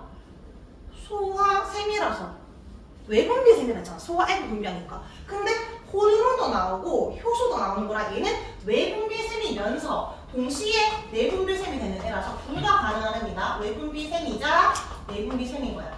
이자는 소화액을 분비하는 외분비샘이기도 하지만 호르몬을 분비하니까 내분비샘이기도 합니다. 그리고 얘 누군지 알아? 얘? 누구야 얘? 콩 모양의 팥색깔. 콩팥. 콩팥 다른 말로 뭐라고 해? 한자로. 신장이라고 하잖아. 신장. 신장 위에 요 꽃갈무처럼 생긴 애 있지. 신장에 떠있다고 해서 부신이라고 해. 아니면 신장, 부신장 이런 느낌으로 부신이라고 하기도 합니다. 유래가. 이 부신이라는 곳에서도 호르몬이 나와. 부신. 밑에 이자. 그리고 여기 이제 보면은 난소랑 정소 보이지? 난소는 난자 나오는 생식기관이고 정소는 정자 만드는 생식기관이지만 여기서 성호르몬도 나오니까 얘도 내분비샘이라고도 합니다. 그래서 여기에 내분비샘의 뇌하수체 이름 외우기, 갑상샘, 그 다음에 이자 위에 꽃갈모자가 부신, 난소, 정소가 있다. 자, 여기서 이제 어떤 호르몬이 나오는지 볼 건데 위로 갈수록 중요하니까 아래에서부터 볼게. 정소는 남성 호르몬 나오겠지. 테스토스테론이고 난소는 여성 호르몬이니까 에스트로겐인데 예전에 애들 잘 못 외웠는데 요즘에는 용어가 나와서 내가 잘 외우더라고. 왜 테토남, 이런 말 하잖아. 테스토스테론 이거 줄임말 이거 알지? 테토. 에겐녀라고 하잖아. 뭐 에겐남이라고 하지. 에스트로젠 또는 에스트로겐 용어이기 때문에 그렇습니다. 그래서 에스트로젠 이렇게 외우는데 뭔가 남성 호르몬 좀 발음이 강하다 생각하면 돼. 테스토스테론 이런 느낌으로. 알겠죠? 일단 에스트로젠. 얘들은 여성의 2차, 남성의 2차 성징을 발현시킵니다. 일단 1차랑 2차의 차이 알아? 1차는 태어날 때부터 다른 거지. 생식 기관 자체가 다른 거. 2차는 이 호르몬이 나오면서부터 턱이 발달하고 근육이 발달하고 가슴이 발달하고 그런 것들을 말합니다. 자, 그 다음에 이자에서 나오는 호르몬은 두 개야. 인슐린과 글루카곤이 있는데 혹시 너희가 들어본 적 있는 호르몬 있어? 한 번쯤 들어본 적 없어? 어떤 호르몬? 인슐린 들어봤지? 그래서 시험지 잘 나와. 얘 유명하니까 좀 봐놓자. 그냥 슬쩍 볼까? 둘 다 혈당량 나오는 거네? 근데 하나는 감소고 하나는 증가네? 반대 작용이네? 이런 건 무슨 작용이라고 해? 하나의 기관에서 나오는데 반대로 작용하는 거. 항작용이었지, 기항작용. 혈당량 관련된 거라는 걸 좀 기억해주고 인슐린, 혈당량 감소, 글루카곤, 혈당량 증가. 얘들아, 현대인들이 비만이 많잖아. 살이 많이 찌는 이유가 혈당량이 혈액 속에 뭐가 많은 거야? 당이 많은 거지. 밥은 많이 먹었는데 운동을 안 하니까 당이 쌓여가지고 살이 찌는 거거든? 그럼 우리 몸에 혈당이 지금 많은 거니까 낮추는 호르몬이 중요해? 높이는 호르몬이 중요해? 낮추는 호르몬이 중요하지. 그래서 우리 몸에서 늘 인슐린이 있어야 얘를 빠르게 낮춰줘가지고 이제 혈당량 낮출 수 있다는 이야기하거든. 내 몸의 혈당이 높으면 피가 끈적끈적해져가지고 안 좋아져. 그래서 인슐린이 필요하니까 병원 가서 인슐린 주사를 받는 거야. 그래서 인슐린이 낮추는 애라고 딱 외워놓고 유명하네. 그러면 나머지가 반대로 좀 생각해주면 돼. 글루카곤이라는 애는 증가구나. 보면서 계속 외우려고 생각해주면 돼. 글루카곤이 진짜 애들이 못 외우더라고. 뒤에 글리코젠도 나와. 그래서 글리코젠이랑 글루카곤 헷갈렸는데 딱풀이 글루인 거 알지? 딱풀 자동차가 있어. 걔가 완전 가버렸어. 그래서 시즈곤 하는 것처럼 글루카가 곤해서 글루카곤 이렇게 외우라고 하는데 잘 못 외우더라고. 어쨌든 글루카곤과 인슐린 호르몬은 세트로 어디서 나왔다? 이자에서 나왔습니다. 자, 그 다음에 부시는 아드레날린이라는 호르몬이 나오는데 이거 한 번쯤 들어봤지? 아드레날린이 뭔가 침착할 때 나와, 막 흥분했을 때 나와. 흥분했을 때 에피네프린이라고도 하고 아드레날린이라고 하는데 고등학교 가면 너희가 에피네프린이라고 외워야 되고 중학교에서는 아드레날린을 더 많이 외우는데 얘가 하는 역할은 얘가 나오면 심장박동 빨라지고 혈압 상승하고 혈당량 증가하는데 뭔가 느낌적으로 연결 잘 되죠? 이거 어떤 신경이 활성화됐을 것 같아? 교감과 부교감 중에 흥분하는 건 교감이야 부교감이야? 교감이겠지. 긴장했을 때 교감 신경이 활성화되어 있을 때 아드레날린이 나옵니다. 근데 보니까 심장박동 빨라지고 혈압 상승은 이해되는데 얘도 뭐 나와? 얘도 혈당량 나오네? 맞지? 근데 혈당량을 증가랑 감소 중에 누구 도와줘? 인슐린 도와줘? 글루카곤 도와줘? 글루카곤 도와주지. 현대인이랑 당신이 인슐린 도와줘야 되는 게 더 중요하잖아. 우리가 뭐든지 진화론적인 관점에서 그게 필요하게 생겼을 건데 쌤이 생각했을 때는 왜 증가가 2개지? 감소 2개가 되는 거 아닌가? 라고 생각했는데 지금은 그런데 과거에는 못 먹고 살았잖아. 조금만 먹어도 최대한 당을 끌어올려야 되잖아. 조금만 먹었어도. 그러니까 옛날에는 증가 호르몬이 더 중요했던 거야. 그래서 2개가 있는 거예요. 우리한테는 이가 훨씬 중요합니다. 그 다음에 갑상샘이라는 곳에서는 티록신 나오는데 진짜 안 여지거든? 근데 이거 진짜 중요해. 그리고 쌤이 너무 좋아하는 호르몬인데 이거 많이 나와요. 살이 빠져. 그래서 티록신은 이름은 예쁜데 되게 중요한 역할을 하니까 일단 별표 쳐놓기. 티록신 일단 넘어가고요. 그 다음에 뇌하수체 호르몬이 3개 있지. 이제 고등학교 가면 한 7개 정도 외워야 돼. 그러니까 그 중에 중학교 때 미리 3개 딱 정확하게 외워놓고 나중에 조금 더 외우면 돼. 자, 여기 뇌하수체는 첫 번째 생장 호르몬이 나옵니다. 느낌적으로 뭔지 알겠지? 성장 호르몬, 키 크는 호르몬이고 두 번째가 이름이 좀 웃긴데 갑상샘을 자극하는 호르몬이야. 얘가 하는 역할이 뭐겠어? 갑상샘을 자극하겠지? 봐봐. 갑상샘에서 티록신이 나오는데 그냥 나와? 모든 애들 갑자기 내 몸에서 여기서 갑자기 그러면 그냥 나올까? 누가 필요하게? 뭔가가 나오려면 내가 필요하잖아. 중축했어야 돼. 어떤 뇌가 필요해? 우리 뇌 중에서 어떤 뇌가 호르몬 나오게 해준다고? 간내가. 그럼 지금 예를 들어 이런 거야. 내 몸에 지금 혈당이 너무 높아. 그럼 어떤 호르몬이 나와야 돼? 나춘 호르몬 나와야 되겠지. 누가 나와야 돼? 인슐린 나와야 돼. 그럼 이자에서 인슐린 내보내야 되겠지. 근데 이자가 무슨 생명체도 아니고 지 스스로 내줄 수가 없다고. 그럼 누가 인지를 해야 돼? 우리 몸에 간내가 인지를 해야 돼. 간내가 인지한 다음에 내 몸에 지금 당이 너무 높군. 하면서 여기 이제 간내가 전화를 하는 거야. 이자한테. 자, 지금부터 인슐린 나와. 하면서 나오게 하는 거야. 자, 근데 이 모든 걸 간내가 다 하기가 너무너무 힘든 거야. 그래서 요 내분비생 중에 아까 대빵이 누구다? 뇌하수체다. 그래서 이제 간내가 몇 개는 뇌하수체가 맡겨. 이거는 네가 알아서 좀 작용해라. 이런 식으로. 그러면 지금 내 몸에 예를 들어 티록신 나와야 될 때다. 그럼 바로 갑상샘을 얘가 전화하는 게 아니라 뇌하수체가 먼저 야, 네가 알아서 해 하면 뇌하수체가 갑상샘 자극 호르몬을 내. 그럼 이 갑상샘 자극 호르몬이 표준기관이 갑상샘이야. 여기 와가지고 이렇게 자극시켜. 그러면 이제 갑상샘이 티록신을 나오게 하는 거야. 얘만 그런 게 아니라 여기는 없지만 생식샘 자극 호르몬이 있거든. 남성 호르몬이 그냥 나오는 게 아니라 간내가 내가 진짜 네가 좀 알아서 이래 라고 하면 얘가 생식샘 자극 호르몬을 내. 그럼 이 생식샘 자극 호르몬이 나와서 생식샘을 막 자극해. 그러면 이제 여기서 이 호르몬이 나오는 거야. 어쨌든 뭐뭐뭐 자극 호르몬이라는 게 여기서 좀 많이 나오는데 갑상샘을 자극하는 호르몬이야. 근데 갑상샘에서 티록신 나온댔지. 그러니까 티록신을 나오게 촉진하는 거니까 티록신 분비 촉진이 나옵니다. 알겠죠? 지금은 좀 잘 이해가 안 될 수 있지만 그냥 그런 느낌으로 좀 받아들이면 되고. 자, 이제 마지막 세 번째가 항이뇨 호르몬인데 너희 이뇨는 말 들어본 적 있어? 이뇨? 이뇨 작용이 뭐지? 뇨가 뭐야? 뇨. 오줌이죠. 오줌 누는 거. 당뇨병 환자도 오줌에 당이 있는 거고. 그래서 이뇨작용은 오줌을 누게 하는 거야. 앞에 항이 붙었네? 오줌을 더 잘 누게 하는 걸까? 못 누게 하는 걸까? 방해하는 거. 못 누게 하는 호르몬이지. 웃긴 게 왜 오줌 못 누게 해요? 라고 하는데 이런 거야. 내 몸에 지금 물이 엄청 많아. 오줌량도 많이 나가겠지. 근데 내 몸에 물이 부족해. 지금 갈증나 죽겠어. 오줌으로 물이 나가면 돼? 안 돼? 안 돼. 그럼 내 몸에 지금 물이 부족할 때 물을 못 먹는 상황이라면 최대한 오줌으로 나갈 물도 줄여야 되니까 오줌 못 누게 하는 거야. 그때 항이뇨 호르몬이 나오는 거야. 그럼 항이뇨 호르몬이 나왔다라는 건 오줌량이 증가한다, 감소한다? 오줌량이 감소하는 겁니다. 되겠죠? 오줌량 감소. 자, 그러면 지금 큰 맥락을 봤어요. 여기 생장 호르몬, 갑상선 자극 호르몬, 항이뇨 호르몬 어디서 나온다? 뇌하수체에서 나온다. 외우려고 노력은 하기. 자, 이제 갑상샘에서 티록신하게 나온다. 이거 살 빠지는 거다라고 했고, 부신이 아드레날린, 뭔가 흥분하는 호르몬이고 혈당량 증가입니다. 그 다음에 이자에서 인슐린과 글루카곤 나오는데 얘도 이제 별표. 얘는 혈당량 감소랑 증가, 혈당량 관련된 거였어요. 시험 문제에 대표로 나오는 3인방이 있어. 출제 1위가 요 티록신이야. 얘 별표 2개고, 얘도 이제 별표 1개고, 얘도 별표 1개입니다. 요렇게 세 개가 제일 많이 나와. 그래서 얘들을 좀 기억해 주기.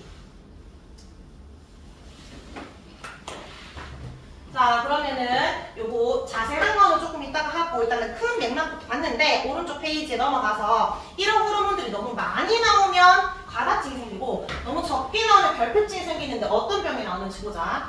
자, 일단 첫 번째 생장 호르몬. 얘들아, 그 옆에다가 그 내분비생도 적어봐. 생장 호르몬 어디서 나왔지?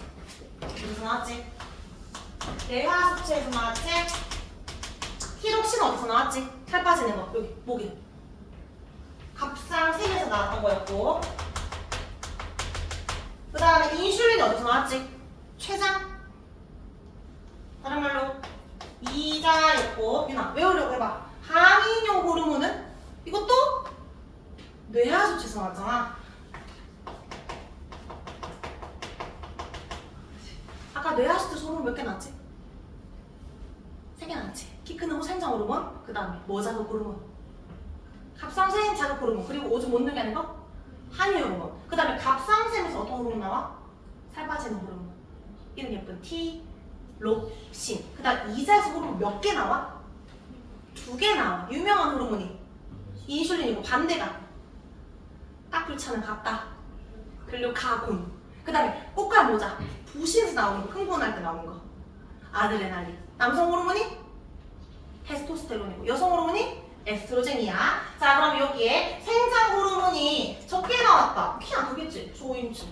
많이 나왔다. 키 많이 크겠지? 거의 이건 이해돼. 자, 근데 여기 보면 성장기에 많이 나오면 키가 많이 크는데 성장기 이후면 말단이 비례된다. 이건 뭐냐면 성장판이 닫혔어. 20살이나 22살 정도 됐는데 약간 그렇게 생각해봐. 22살 정도 됐는데 내가 키 크고 싶어서 성장을 조정하지 어떻게 될까?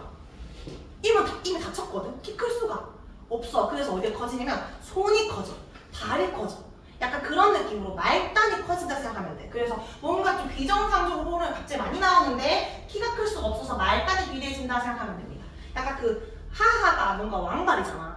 막 손도 크고 막 발도 크고 그래서 약간 그렇게 생각하면 하하가 키 크고 싶어서 주사 맞아서 손발이 커졌구나 생각을 하면서 이렇게 병이 있고요. 자, 그 다음에 티록신이 많이 나오면 살 빠진다고 했지. 그 다음에 티록신이 별로 안 나오잖아. 그럼 살이 찌게 되거든. 근데 이때 결핍이 되면 갑상선이 제대로 기능 못하니까 갑상선 기능 저하증이라고 해요. 저하증. 근데 얘는 이거 같아. 쌤 이거 테스트 치잖아? 이걸 제일 많이 못 줘. 이건 적는데 갑상선 기능 과다증, 갑상선 기능 촉진증 뭔가 적어. 근데 얘는 이름이 갑상선 기능 항진증이라고. 잘 안 외워지니까 좀 따로 외워주기. 티록신이 하는 역할이 세포호흡이라는 것을 하는데 크게 이렇게 생각하면 돼. 세포호흡을 하면은 뭐가 되냐면 첫 번째 열이 많이 발생되고 두 번째 에너지를 만듭니다. 열이 발생되고 에너지를 쓴다. 살이 빠진다. 이게 무슨 말이냐면 너희 광합성 기억나? 광합성 있을 때 뭐를 만들어? 광합성 하게 되면 광합성 뭘 합성하는 애지? 식물이 포도당 만드는 거 아니야? 그리고 어떤 기체도 나와? 어떤 기체가 나와? 산소 기체 나오잖아.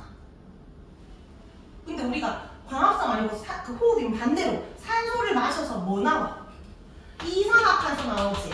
그리고 포장 써가지고 뭐 나와? 물과 이산화탄소 나오잖아. 광합성은 물과 이산화탄소를 가지고 비드너치 흡수하면 포장도 만들고 산소 기체가 만드는 거라면 이게 광합성이라면 세포호흡은 반대작용이죠. 요렇게인 거잖아. 포도당과 산소가 만나서 이걸 쪼개면 물과 이산화탄소가 부산물로 나오고 에너지가 생성되는 거야. 우리가 밥을 먹는 이유는 세포호흡 하려고 하는 거지. 숨을 쉬는 이유도 세포호흡 하려고 하는 거지. 세포호흡하면 뭐가 생겨요? 에너지가 생기지. 이 에너지가 생기면 뭘 해요? 쌤 말을 하고 있고 눈은 움직이고 있고 우리가 어쨌든 얘들 둘이가 있어야 에너지라는 걸 만들어. 근데 이걸 잘 하려면 뭐가 필요하다? 티록신이라는 게 필요하다. 티록신이 많이 나오는 사람은 얘들을 잘 분해하겠지. 내가 밥을 먹었어. 내 몸에 포장이 많으면 살찌는 거야. 근데 이거를 잘 쓰는 거지. 이거를. 그러니까 계속 살도 안 찌고 이거 잘 없어지는 데다가 에너지도 많이 생성돼. 근데 이때 에너지가 주로 열 에너지니까 스포를 잘하는 애들 계속 좀 기본적으로 더위를 많이 타. 근데 약간 밥 진짜 많이 먹는데 운동 안 하는 애들 있잖아. 야, 윤희 운동 많이 해?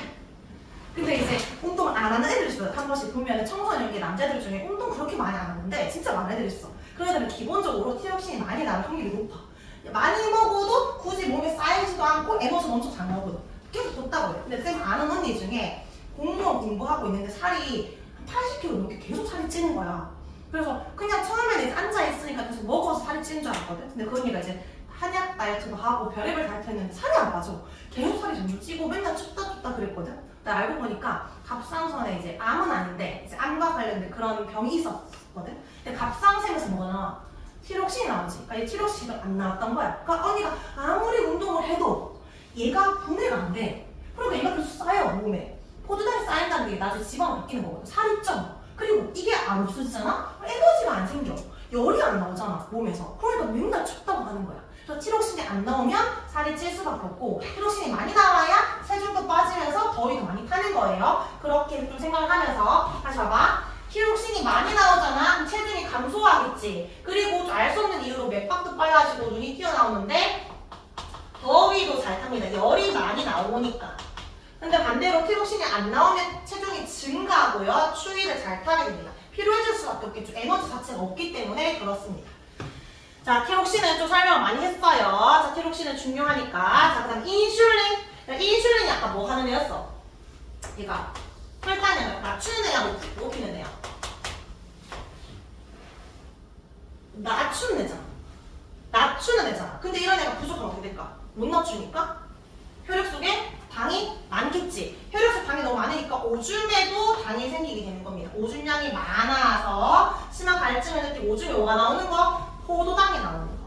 그 임신하면 너희 그 무슨 검사 뭐뭐 한 줄 알아? 당연히 모르겠지. 가면은 그 기형아 검사 같은 것도 하고 뭐 성별 검사도 하잖아. 그래서 쌤도 임신했을 때 임당 검사라고 하고 우리가 임신 당뇨 검사? 원래 당뇨가 없었는데 임신하면서 갑자기 당뇨가 생기는 사람들이 있는데 임당 검사를 하면 뭐 주되면 가면 오렌지 주스를 줘.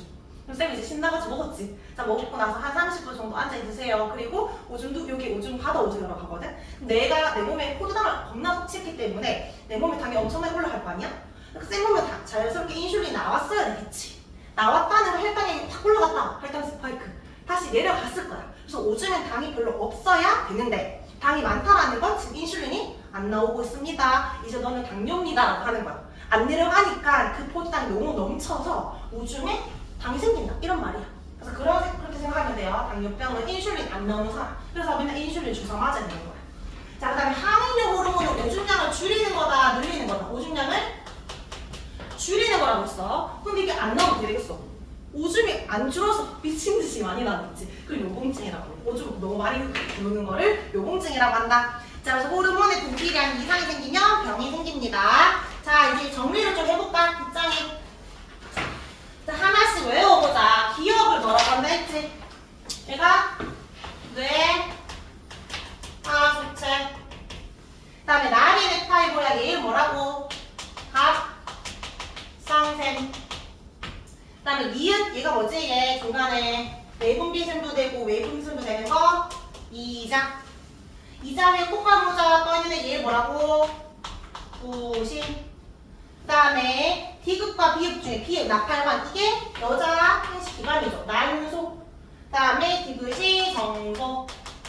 자, 이제 호르몬부터 적어볼까? 정소부터 적자. 정소는 테스, 토스, 테론. 난소가 에스트로겐. 자, 부신 기억나? 부신. 흥분하는 거. 그렇지. 아드레날린. 아드레날린. 자, 그 다음에 이자. 이 둘 중에 누구를 기억하면 돼? 혈당의 감소. 얘가 중요하잖아. 얘. 현대인한테 필요한 호르몬. 인슐린. 반대가 딱 불차는 같다. 글루카곤. 그리고 이거 쌤이 원하는 거 살 빠진 호르몬, 세포를 촉진하는 호르몬 이름 뭐더라? 티록신. 잘 안 외워집니다. 중요한데 잘 안 외워져. 티록신. 자, 이제 내하수체는 호르몬 3개나 나와. 첫 번째 몸의 생장이 생장 호르몬. 적기 귀찮으면 뒤에 대문자 H 적으면 돼. H. 자, 그다음 티록신 분비를 촉진한대. 그러니까 얘를 자극시켜야 되잖아. 뭐라고 하면 돼? 갑상샘 자극 호르몬.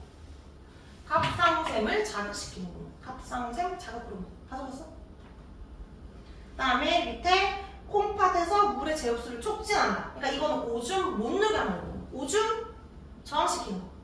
항이뇨 호르몬. 자, 오른쪽에 우리 1, 2, 3번 문제 풀어봅시다.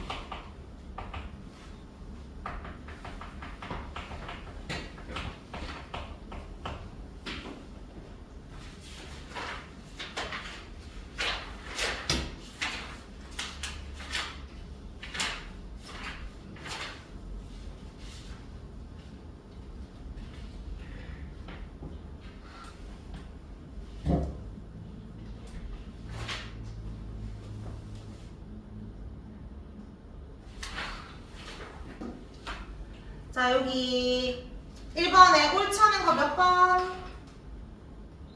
4번. 이거 신경계에 대한 설명이고요. 자, 2번에 A가 뇌하수체, B가 갑상샘, C가 부신, D가 이자, E가 난소 또는 정소라고 할 때 옳기짝 찌어진 거니까 고쳐보자. 혈당량을 낮춘다. 이거는 A가 아니라 뭐로 고쳐야 될까? 인슐린이니까 D라고 고쳐야 되겠지. D. 다음 세포 촉진한다. 이게 티록시니까 이거 다 2번 맞네. 다음 남성의 2차 성징이면 기호는 없지만 굳이 적자면 E라고 고치면 되겠지. 여성 호르몬, 남성 호르몬 둘 다. 오줌의 양을 줄이는 거 항인효는 어디서 나왔지? 내하수체니까 A라고 고쳐야 되고 생장 촉진도 내하수체 A라고 고쳐야 됩니다. 자, 3번에 1번 이거 맞아? A에서 세포업을 촉진하는 항인효 호르몬, 항인효 호르몬이 분비되는 거 맞는데 앞에 서술한 말이 틀렸잖아. 맞지? 세포업 촉진은 티록신에 대한 설명이니까 틀렸습니다. 2번 B에서 나오는 티록신이 결핍되면 기능 저하증이다. 맞고요. 3번 C에서 아드레날린 나오는 거 맞고 4번 거인증, 소인증 관련된 거는 D가 아니라 A겠지. 그래서 틀렸고 자 5번에 잘 생각해봐. 이거 O일까 X일까 말을 잘 읽어봐. 이에서 분비되는 호르몬이 여성 호르몬, 남성 호르몬인데 이 여성 호르몬, 남성 호르몬에 의해서 난소가 생성돼요? 아니지. 난소에서 이 호르몬이 나오는 거지. 이 호르몬 때문에 생긴 게 아니지. 답은 X입니다. 자, 뒤로 쭉쭉 넘겨보세요. 페이지 256쪽까지 갑니다. 페이지 256개. 이제 몇 개 풀어보겠습니다. 우리 2번 풀어보자. 2번에 동그라미 기억 그림 봐봐. 얘 누구야? 호르몬이 나오고 있는 곳이니까 얘가 내분비샘이지. 적어봐. 내분비샘. 그러면 여기 A, 거기서 이 A가 나왔잖아. 그럼 A가 누군데? A가 호르몬이죠. 온몸을 돌다가 동그라미 니은에 작용하고 있지. 그럼 이 니은은 뭐라고 한다? 이 타겟을 표적 기반 또는 표적 세포라고 합니다. 자, 옳차는 거.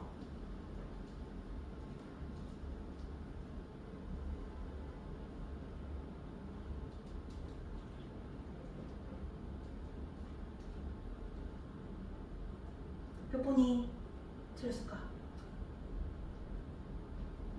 호르몬은 특정한 분비관이 있다 없다? 없다. 분비관 없지. 5번 틀렸고요. 자 3번에 내분비샘에 해당하는 거 찾아봐. 아까 우리가 외웠던 것들만 찾으면 되겠네. 침, 땀, 눈물 지우면서 우리가 외웠던 거를 찾으면 누나 몇 번?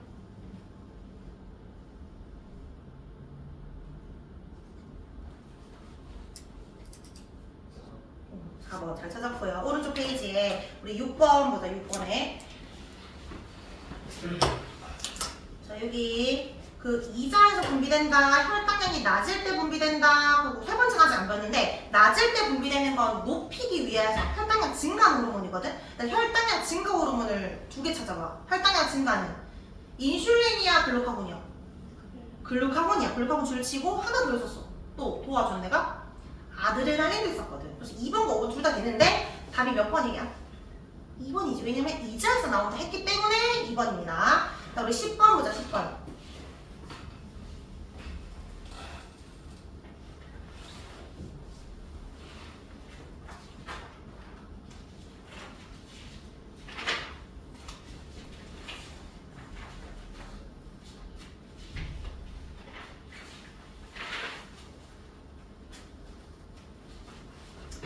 홀기차 지은과 몇 번?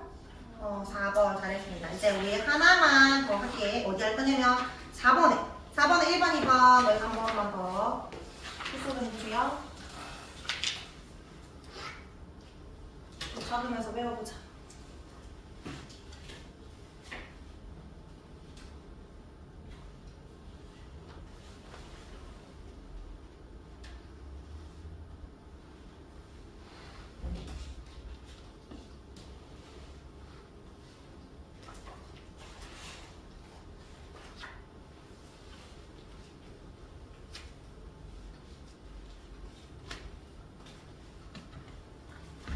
오늘 앞에 찾아서 해보자.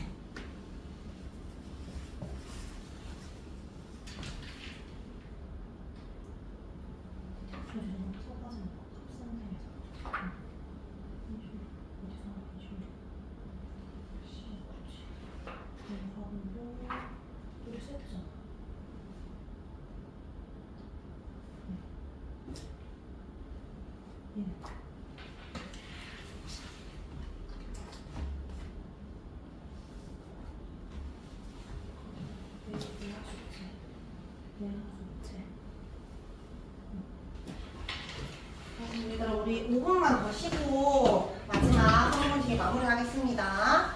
저희가 13분에 시작할게요. 우리 앞에서 호르몬 봤는데 호르몬은 내분비샘에서 나오고 분비가 따로 없다. 근데 이제 내분비샘의 이름이랑 이제 거기 나오는 호르몬들 봤는데 이런 호르몬들의 특징에 대해서 이제 마무리 좀 해봅시다. 호르몬이라는 건 항상성을 가지는데 항상성이 뭐냐면 내 몸에 바뀐 상황이 변하더라도 내 몸의 상태를 항상 일정하게 유지하려고 하는 성질을 말해. 예를 들어서 내가 지금 춥다고 느낀다. 그럼 내가 몸을 덜덜덜 떨게 만들어서 열을 내는 거고 내가 덥다고 느끼면 땀을 만들어서 온도를 낮추겠지. 어쨌든 온도를 높이든 낮추든 내 몸의 상태를 유지하려고 하는 성질을 항상성이라고 하는데 아까 덜덜덜 떤다 했잖아. 그런 식으로 어떤 신경의 작용으로 되지만 호르몬도 마찬가지로 내 몸에서 항상성을 유지하게 줍니다. 그래서 신경과 호르몬 둘의 통합적인 작용으로 항상성 유지가 된다. 근데 얘들이 스스로 만들어내는 게 아니라 늘 중추가 쓰지는데 그 중추가 누구다? 뇌 중에 간뇌가 이런 항상성을 조절해 줍니다. 자율신경과 호르몬 분비량을 조절해 줍니다. 자율신경은 아까 그냥 이제 이해를 하면 되고 호르몬은 어떻게 분비를 조절하는 거냐면 자, 이거 3번이 중요한데 여기에 예시를 볼게. 아까 선생님이 살 빠지는 호르몬이 누구라 했지? 티록신이라 했지? 티록신이 어디서 나와? 여기. 갑상샘에서 나오지? 그러면 갑상샘에서 이 티록신이라는 호르몬이 나오는데 그냥 나오는 게 아니라 누가 먼저 나와야 된다? 갑상샘 자극 호르몬이 먼저 갑상샘을 자극시켜야 돼. 그러면 이 호르몬은 어디서 나온다? 뇌하수체에서 나온다. 이 뇌하수체는 뇌가 아니다? 뇌가 아니다. 그러니까 얘도 뇌가 아니기 때문에 스스로 조절하지 못하고 결국 모든 거는 시상하고 즉 간뇌에서 먼저 그걸 인지해야 돼. 자 근데 자 예를 들어서 간뇌에서 얘를 자극해가지고 갑상선 자극 호르몬이 나오고 또 티록신도 나왔어. 지금 티록신이 너무 많이 나왔다라고 인지를 하게 되었어. 그러면 이제 그 다음에 간뇌가 뭐라고 할까? 더 많이 나오라고 할까? 적게 나오라고 할까? 지금 과다된 상태면 억제하라고 하겠지. 맞지? 근데 만약에 반대로 티록신 너무 억제한다라고 한다면 그걸 느끼고 간뇌가 이제 많이 나오라고 명령을 하겠지. 이 결과에 따라서 다시 이 원인을 조정하는 거야. 이걸 우리가 뭐라고 해? 배먹임을 영어로 뭐라고 하지? 피드백이라고 하잖아. 피드백 현상으로 이걸 하는 거야. 그래서 여기에 혈중 호르몬 농도에 따른 피드백에 의해서 호르몬 분비가 조절되는데 많이 나오면 적게 나오라고. 적게 나오면 많이 나오라고 하는 거니까 이거를 우리 음성 피드백이라고 하거든. 조금 있어 보이게 더 정확하게 적자면 사실 대부분의 호르몬은 음성 피드백이고 양성 피드백은 잘 없는데 양성 피드백은 딱 하나 있어. 우리 몸에서 지금 너무 많이 나왔다? 그럼 줄이라고 할 거 아니야. 혈당이 높으면 줄이는 호르몬이 나오고 낮으면 높이는 호르몬이 나오잖아. 근데 딱 하나 많이 나오는데 더 많이 나오라고 하는 호르몬 중에 하나가 그 자궁수축 호르몬인데 그 옥시토신이라고 들어본 적 있어? 쌤은 중3 때 이게 호르몬도 이거밖에 안 됐잖아. 쌤은 옥시토신도 외웠었거든. EBS 보면서 열심히 그 선생님이 막 옥시토신 이렇게 해가지고 같이 막 옥시토신 외웠는데 자궁수축하는 거. 이 자궁을 수축하면 이제 만삭이고 애가 나올 때 되잖아. 그럼 이제 애를 나오려면 힘을 줘야 될 거 아니야. 그럼 자궁이 수축해야 애가 나올 거 아니야? 그럼 내가 자궁 수축해서 아프다고 인지했어. 그럼 원래 일반적으로 어때야 돼? 아프니까 자궁 수축은 너무 많이 나오니까 그걸 인지해가지고 이제 적게 나오라고 명령을 해야 되겠지. 근데 적게 나오라고 자궁 수축 안 하면 애가 나오다가 머리가 끼어버릴 거 아니야. 그러니까 아프다고 하면 더 많이 나오면 더 많이 약간 폭발하듯이 계속 양성을 점점 늘어나는 더 많이 그러다가 이거 확 나오는 거지. 그런 거 빼고는 일반적으로 많이 나오면 적게 나오고 적게 나오면 많이 나오라고 하는 게 일반적인 호르몬 피드백 조절입니다. 자, 이걸 이해했다면 이제 학교에서 혹시 이런 갑상선 종이라는 것도 알려줄 수 있는데 이거를 이해할 수 있어. 갑상선 종은 뭐냐면 이 사람 혹시 잘 봐봐. 눈은 이거 내가 가렸고 목이 지금 이렇게 튀어나오는 거 보이지? 갑상선에 뭔가 문제가 있는 건데 이 병은 뭐냐면 티록신을 만들 때 요거 아이오딘이라는 물질이 필요해. 아이오딘. 원소기호지. 아이오딘 원소기호. 이게 있어야 티록신을 만들 수 있는데 이 아이오딘이 어디 맞냐면 여기에 적혀있나? 좀 다시마라든지 해산물에 많아. 너희 왜 그 엄마들이 막 애 낳고 나면 미역국 먹잖아. 우리는 뭐 해산물 같은 거 많이 먹잖아. 근데 이런 사람들, 내륙 지방에 사는 사람들은 어떤 무역 같은 활동도 없다면 해산물을 먹을 일이 잘 없겠지. 그럼 이런 아이오딘 같은 섭취할 일도 잘 없겠지. 내 몸에 아이오딘이 부족하니까 이걸로 이루어진 티록신을 만들 수가 없어. 잠깐 봐봐. 이 사람은 지금 티록신이 없는 상태야. 티록신이 분비가 안 돼. 그럼 어떻게 될까? 간내가 뭐라고 인지할까? 티록신이 없네? 티록신 나와라고 하겠지. 근데 누굴 먼저 자극시켜야 돼? 그 뇌하수체에 갑상샘 자극 호르몬이 먼저 나올 거 아니야. 갑상샘 자극 호르몬이 먼저 얘한테 가가지고 갑상샘 막 자극하겠지. 갑상샘 가가지고 막 자극시키면서 빨리 티록신 나오라고 해! 라고 할 거 아니야. 근데 문제는 이 사람이 티록신이 그냥 없는 게 아니라 만들 수 없는 거잖아. 그럼 또 없다고 인지하면 또 간내가 또 이 호르몬을 또 내겠지. 그럼 또 이 호르몬 또 나와가지고 갑상샘에 또 막 쌓이겠지. 계속 쌓이는 거야. 안 넣으니까 또 간내가 또 이 호르몬 나오라고 하니까 점점점 갑상샘 자극 호르몬이 갑상샘에 쌓이는 병을 갑상샘 종이라고 합니다. 이런 피드백에 의해서 이런 병이 생긴다는 거지. 근데 아까 갑상샘 기능 항진증, 저하증이랑 다른 거야. 그거는 티록신 자체가 안 나와서 생기는 병이고 이건 티록신을 만들 수 없어서 이 호르몬이 쌓여서 생기는 병이니까 조금 결이 다릅니다. 어쨌든 이걸 지금 말하려고 하는 건 뭔가가 부족할 때 이런 호르몬이 나온다는 걸 이해하면 돼요. 자, 그럼 우리는 크게 이 세 가지 맥락으로 볼 거야. 하나하나. 251쪽부터 해가지고 체온 조절할 때 어떤 호르몬 나오는지, 혈당량은 어떤 호르몬인지 보겠습니다.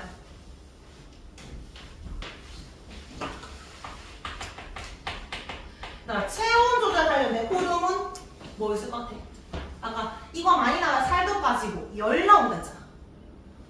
호르몬 티록신. 자, 혈당량 조절 관련된 호르몬 뭐 있지? 인슐린 있고 그 인슐린과 반대작용 딱 불차는 같다. 글루카곤. 자, 그 다음에 체액의 농도 조절은 결국 이게 오줌량을 조절하는 거거든. 오줌량으로 내 몸의 농도를 조절하는 거니까 얘는 호르몬 뭐지? 항인용 호르몬인가요? 항인용 호르몬.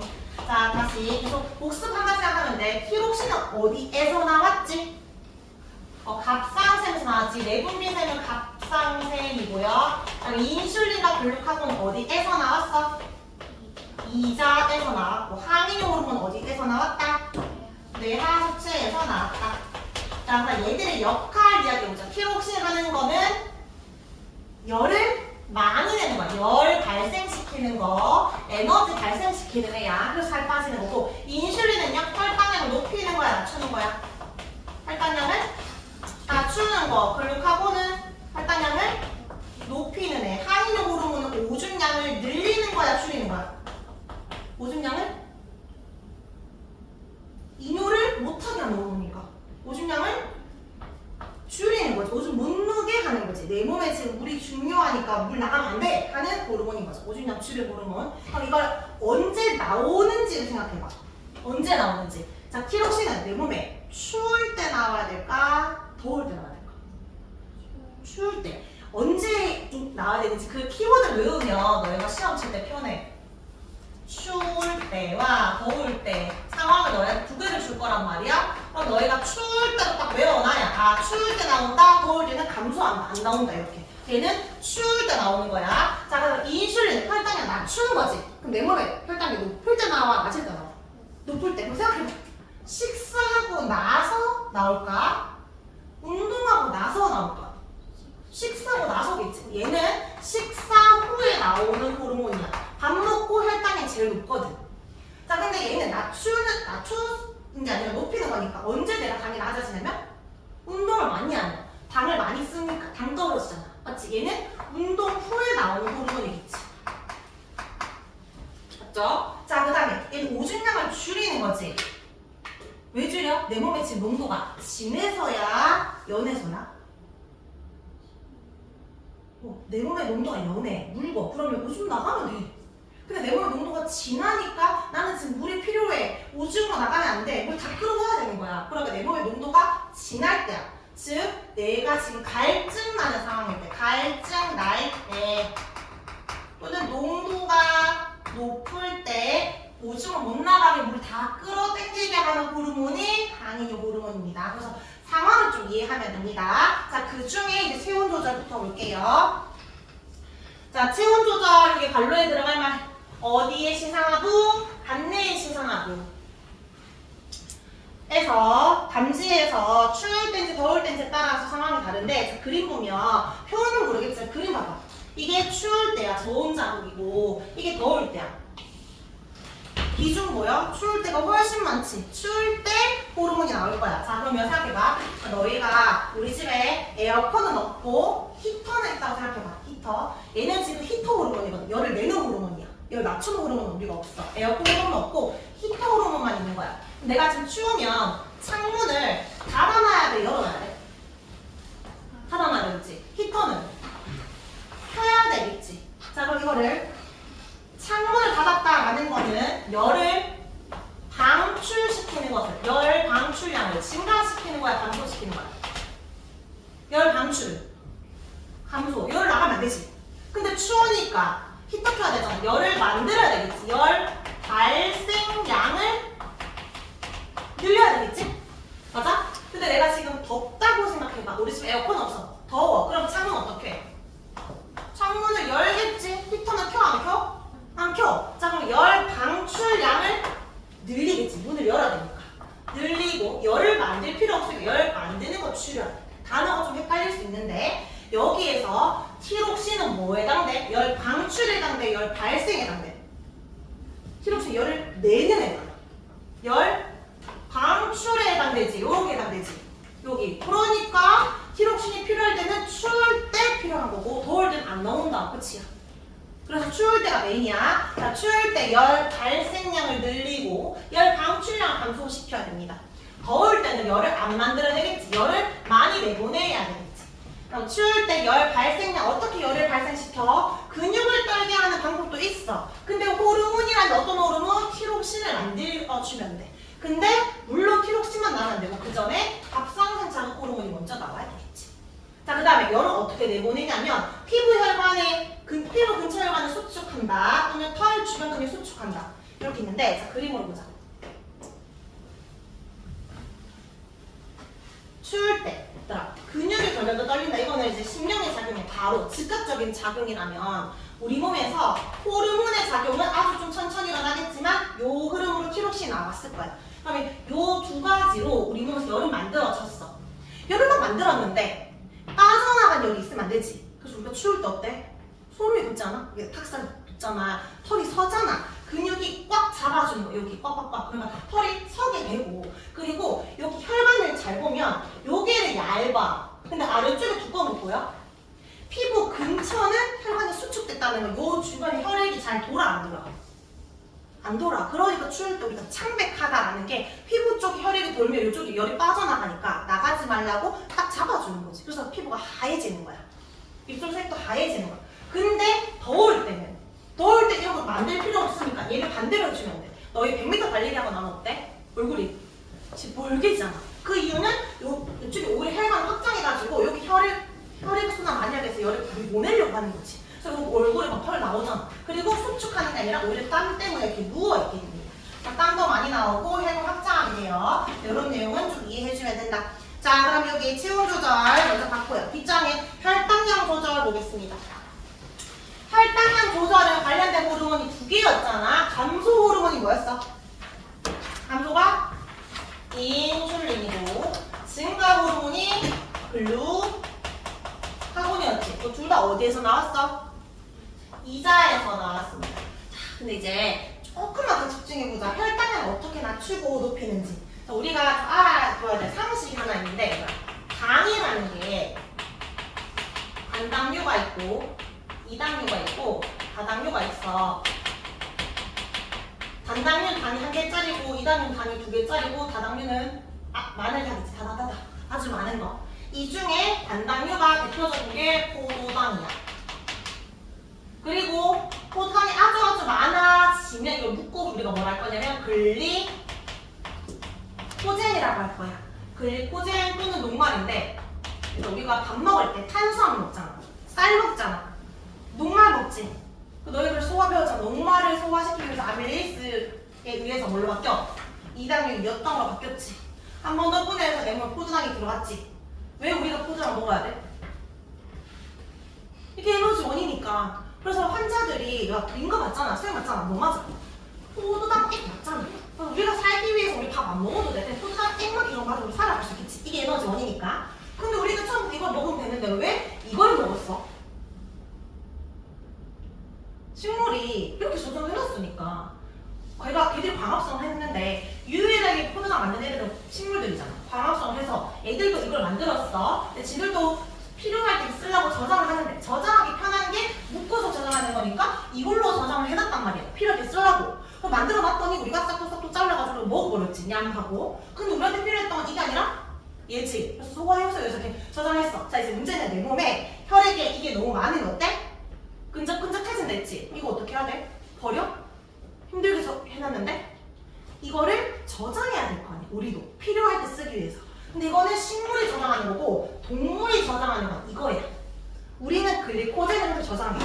간에다가 저장해놨다가 만약에 내가 맹수가 나타났다. 내가 미친듯이 도망가야 되지. 그때 내가 에너지 필요하니까 내 몸에 저장됐던 글리코젠을 빠르게 분해시켜서 포도당 만든 다음에 이걸로 내가 에너지 쓰는 거야. 그러니까 우리가 밥 안 먹으면 당 떨어지면 에너지 안 생기잖아. 이게 필요한데 저장 이렇게 놓는 거란 말이야. 자 그러면 내가 밥을 많이 먹었어요. 이게 너무 많아요. 버리면 안 되니까 얘를 없애기 위해서 뭘 바꾼다? 글리코젠 바꿔놓는 거야. 내가 지금 에너지를 써야 돼. 운동도 해야 돼. 뭘 해야 돼. 필요할 땐 뭘로 해? 이걸 바꾸는 거야. 근데 이거는 좀 해낸 거지. 이거 큰 거지. 그래서 포도당을 글리코젠 바꾸면 합성한다라고 할 거고 글리코젠을 포도당을 바꾸면 분해한다라고 할 거야. 이렇게 말할 수 있지. 자, 이 인슐린은 어떻게 해서 혈당을 없앤 거야? 포도당을 진짜 없앤 게 아니라 포도당을 묶어버린 거야. 뭘로? 글리코젠으로 묶어버린 거지. 그래서 우리 몸에 당이 사라졌다고 말을 하는 거야. 글리코젠으로 합성한 겁니다. 자, 이렇게 얘기해볼까? 혈당량을 줄였다는 건 진짜 포도당이 사라진 게 아니라 우리 눈에 보여지는 포도당을 묶어버려서 없어진 것처럼 보이는 거야. 얘들은 물에 안 녹거든. 포도당은 물에 녹고 얘들은 달달하거나 안 달달하거든. 근데 혈당량을 증가시키고 싶어. 내가 지금 당이 떨어졌어. 그러면 저장해놨던 글리코젠을 분해시키면 되겠지. 뭘로? 포도당으로 분해시키는 거야. 이걸 혈당량을 증가시킨다라고 표현하는 거예요. 되나요? 요것만 조금 내용은 어렵지 않지. 글리코젠이랑 말이 조금 어려워서 그렇지. 그러면 자 높을 때는 어떤 호르몬이 나와야 된다? 낮추는 인슐린 나와야 되겠지. 이거 높을 때 예시가 여기서 시작하는 거야. 여기 스타트야. 식사를 했어. 혈당이 높겠지. 그럼 누가 나온다? 인슐린이 나온다. 그래서 혈당을 감소시키는 내용이고요.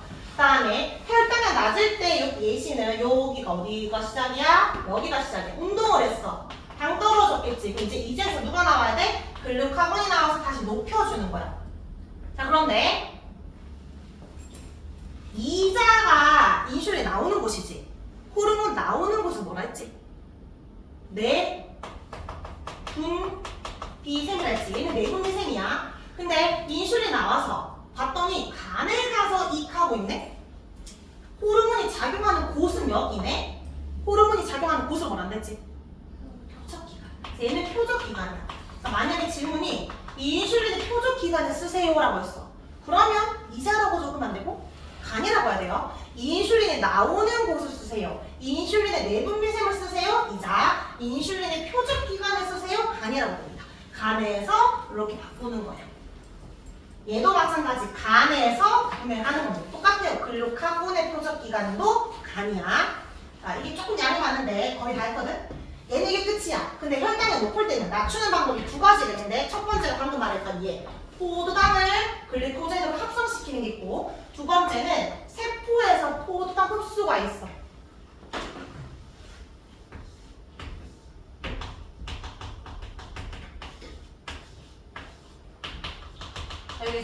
것들.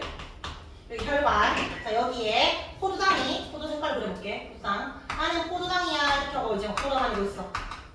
그럼 지금 어떤 상황이냐면 혈액이 끈적끈적한 거야. 당이 너무 많아서. 이걸 없애고 싶어. 어떻게 하면 돼? 이거 우리 몸에 되게 중요한 에너지원이고 없앨 수는 없고 이걸 어떻게 해야 돼? 묶어가지고 글루코즈 만드는 것도 일종의 포도당 없애는 거지. 근데 어떤 것도 있냐면 세포가 아까 또 티록신이 세포호흡을 하려면 뭐가 필요해? 얘가 세포호흡할 때 포도당도 필요하고 산소도 필요하고 얘들 만나서 막 에너지 만드는 거잖아. 그래서 얘를 냠하고 먹어버리는 거야. 세포에서 포도당을 흡수하면 혈액 입장에서는 당이 사라진 거지. 혈당량이 줄어든 거지.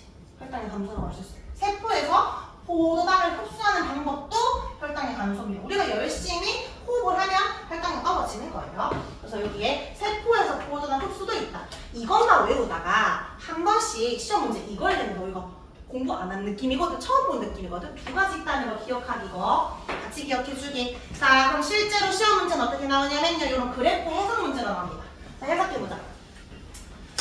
여기에 지금 A, B, 이렇게 하고 포도당 있고 A, B. 누가 인슐린이고 누가 근력하고인지 모를 거야. 자, 내 몸에 포도당이 높아졌다는 건 높이는 호르몬이 나와야 된다, 낮추는 호르몬이 나와야 된다.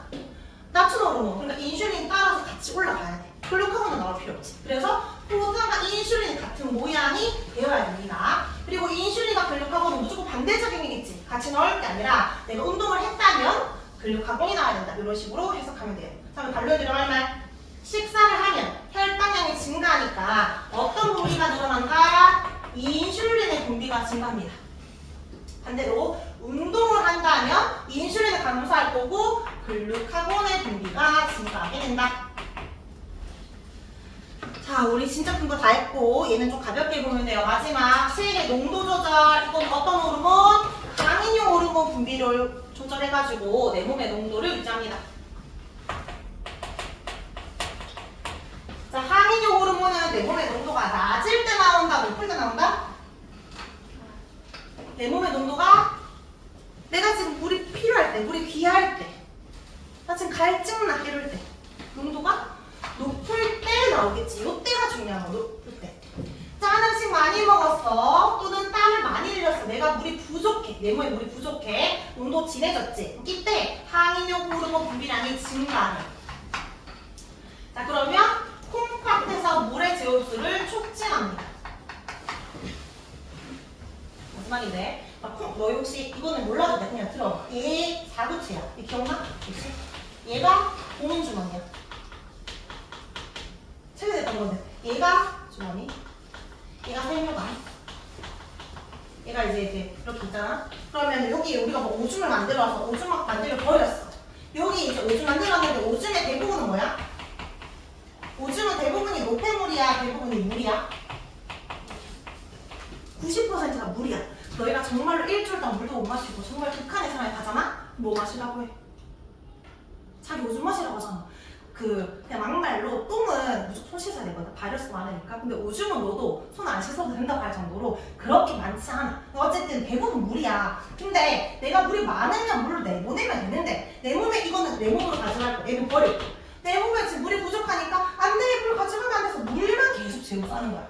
그럼 어떻게 될까? 빠져나갈 오줌에서 노폐물이 정해져 있고 물만 점점 줄겠지? 그래서 엄청 진한 고농도의 오줌 한 방울씩 싸는 게 이제 항이 호르몬 분비가 많이 됐을 때. 정말 찍고 싸는데 노랗잖아, 약간. 근데 너희 물 많이 먹으면 색깔도 묽잖아, 맞지? 물의 비율이 많으니까. 그런 느낌이야. 이 호르몬이 나왔어? 물을 계속 재고 싸는 거야, 계속. 내 몸으로 물 갖고 와, 이렇게 재흡수해. 그 말은 오줌으로 나갈 양은 줄어들어, 많아져.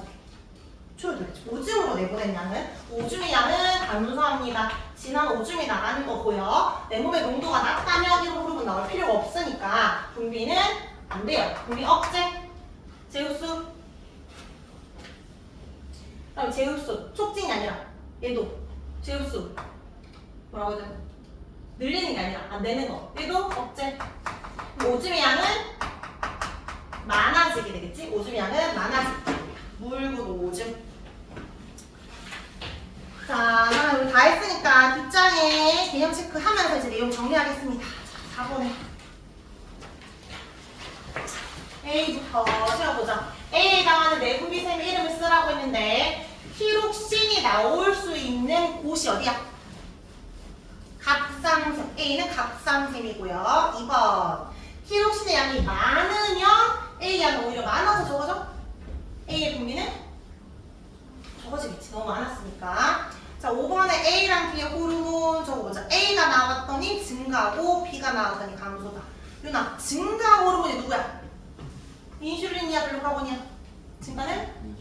증가는 글루카곤. A는 글루카곤, B가 인슐린이죠. 2번에 A랑 B가 작용하는 표적 기관. 얘들이 나오는 것 말고 얘들이 작용하는 기관. 한 글자.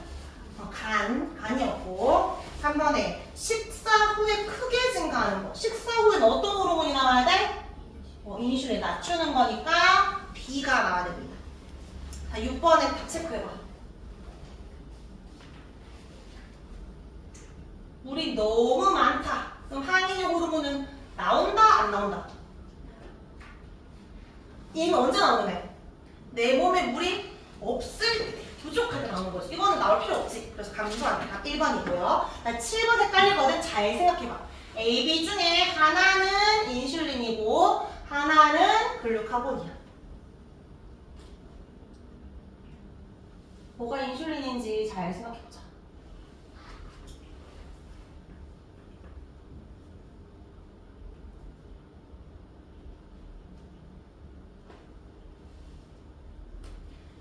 A가 인슐린이니까 B가 인슐린이니까. 이게 어딜 봐야 돼? 얘를 잘 봐야 돼. 혈당량에 따라 나오는 거야. 그러니까 이 호르몬이 나왔고 혈당이 바뀌는 게 아니라 해석을 밑에부터 해석하는 거지. 혈당량이 지금 오른쪽으로 갈수록 커지고 있지. 혈당량이 많아질 때 B도 증가하고 있지. 혈당량이 많을 때 나와야 되는 호르몬은 줄여야 되는 호르몬이니까 B는 인슐린이죠. 그래프 해석할 때 뭐가 먼저인지 잘 봐야 돼. 얘가 원인이고 그리고 호르몬 나오는 게 결과가 되는 거야. 그러면 얘는 혈당이 적을 때 나오는 호르몬이니까 얘는 글루카곤이 됩니다. 자, 그럼 우리 개념 체크 다 했으니까 유형 체크 뒤 문제를 좀 풀면서 마무리하겠습니다. 페이지 257쪽에 우리 7번 보자. 7번에 민수는 최근 들어 체중이 계속 감소했대. 예민해지고 갑상샘에 문제가 생겼나봐. 체중이 감소했다 했으니까 몇 번이죠? 2번. 자, 우리 뒷장에 13번. 13번에 갈로 들어갈 말. 우리 몸에서 몸 안의 상태를 일정하게 유지하려고 하는 성질. 세 글자. 항상 성. 2번에 지호야. 혈당량과 체온을 조절하는 중추. 중추니까 뭐죠? 그러는 거야? 뇌적으로 하는 거잖아. 어떤 뇌? 호르몬은 다 무슨 뇌가 조절해? 대뇌겠어? 소뇌겠어? 중간뇌겠어? 요소겠어? 관뇌겠지. 간뇌. 3번에 혈당량이 높을 때 유나 뭐가 나와야 돼? 높을 때는 낮추는 누구? 낮추는 호르몬 누구? 누구? 인슐린. 4번에 세포를 촉진하는 호르몬이 살 빠지는 호르몬이죠. 디록신. 자, 15번부터 21번까지 위에 보기 보고 쭉 적어보세요. 15에서 21.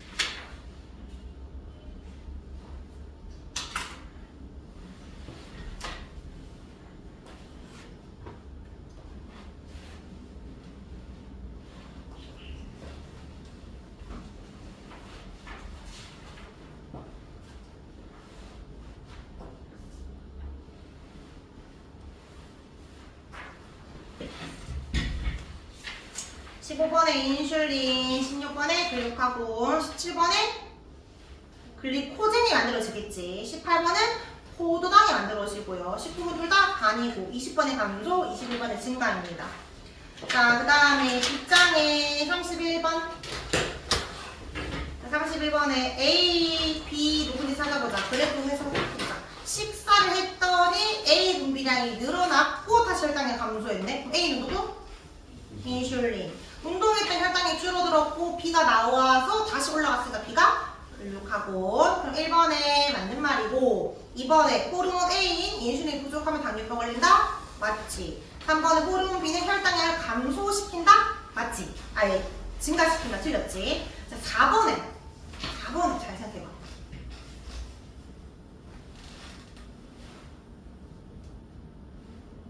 4번에 뭐일까 했을까? 세포로 포장 흡수했다. 그럼 세포에서 포장 먹으면 혈당이 어떻게 돼? 낮아지니까. 이거 인슐린이야, 글루카곤이야? 인슐린과 관련된 건데 B라고 했으면 틀렸죠. X고 4번에 구간 2에서는 글리코젠이 포장으로 분해된다. 포장으로 만들어져야 혈당이 늘어나니까. 맞죠? 동그라미. 자, 마지막은 32번입니다. 32번에 그림 잘 봐봐. 피부 근처 혈관이 지금 줄어들었지? 그럼 유나 지금 이거 추울 때야 더울 때야? 추워서 지금 혈이 못 빠져나가게 하려고 하는 거지. 열이 못 빠져나가게 약간 열 방출 줄이는 거니까 답 3번이 됩니다. 저희 숙제는 여기 260쪽까지 다 하면 되고요. 워크북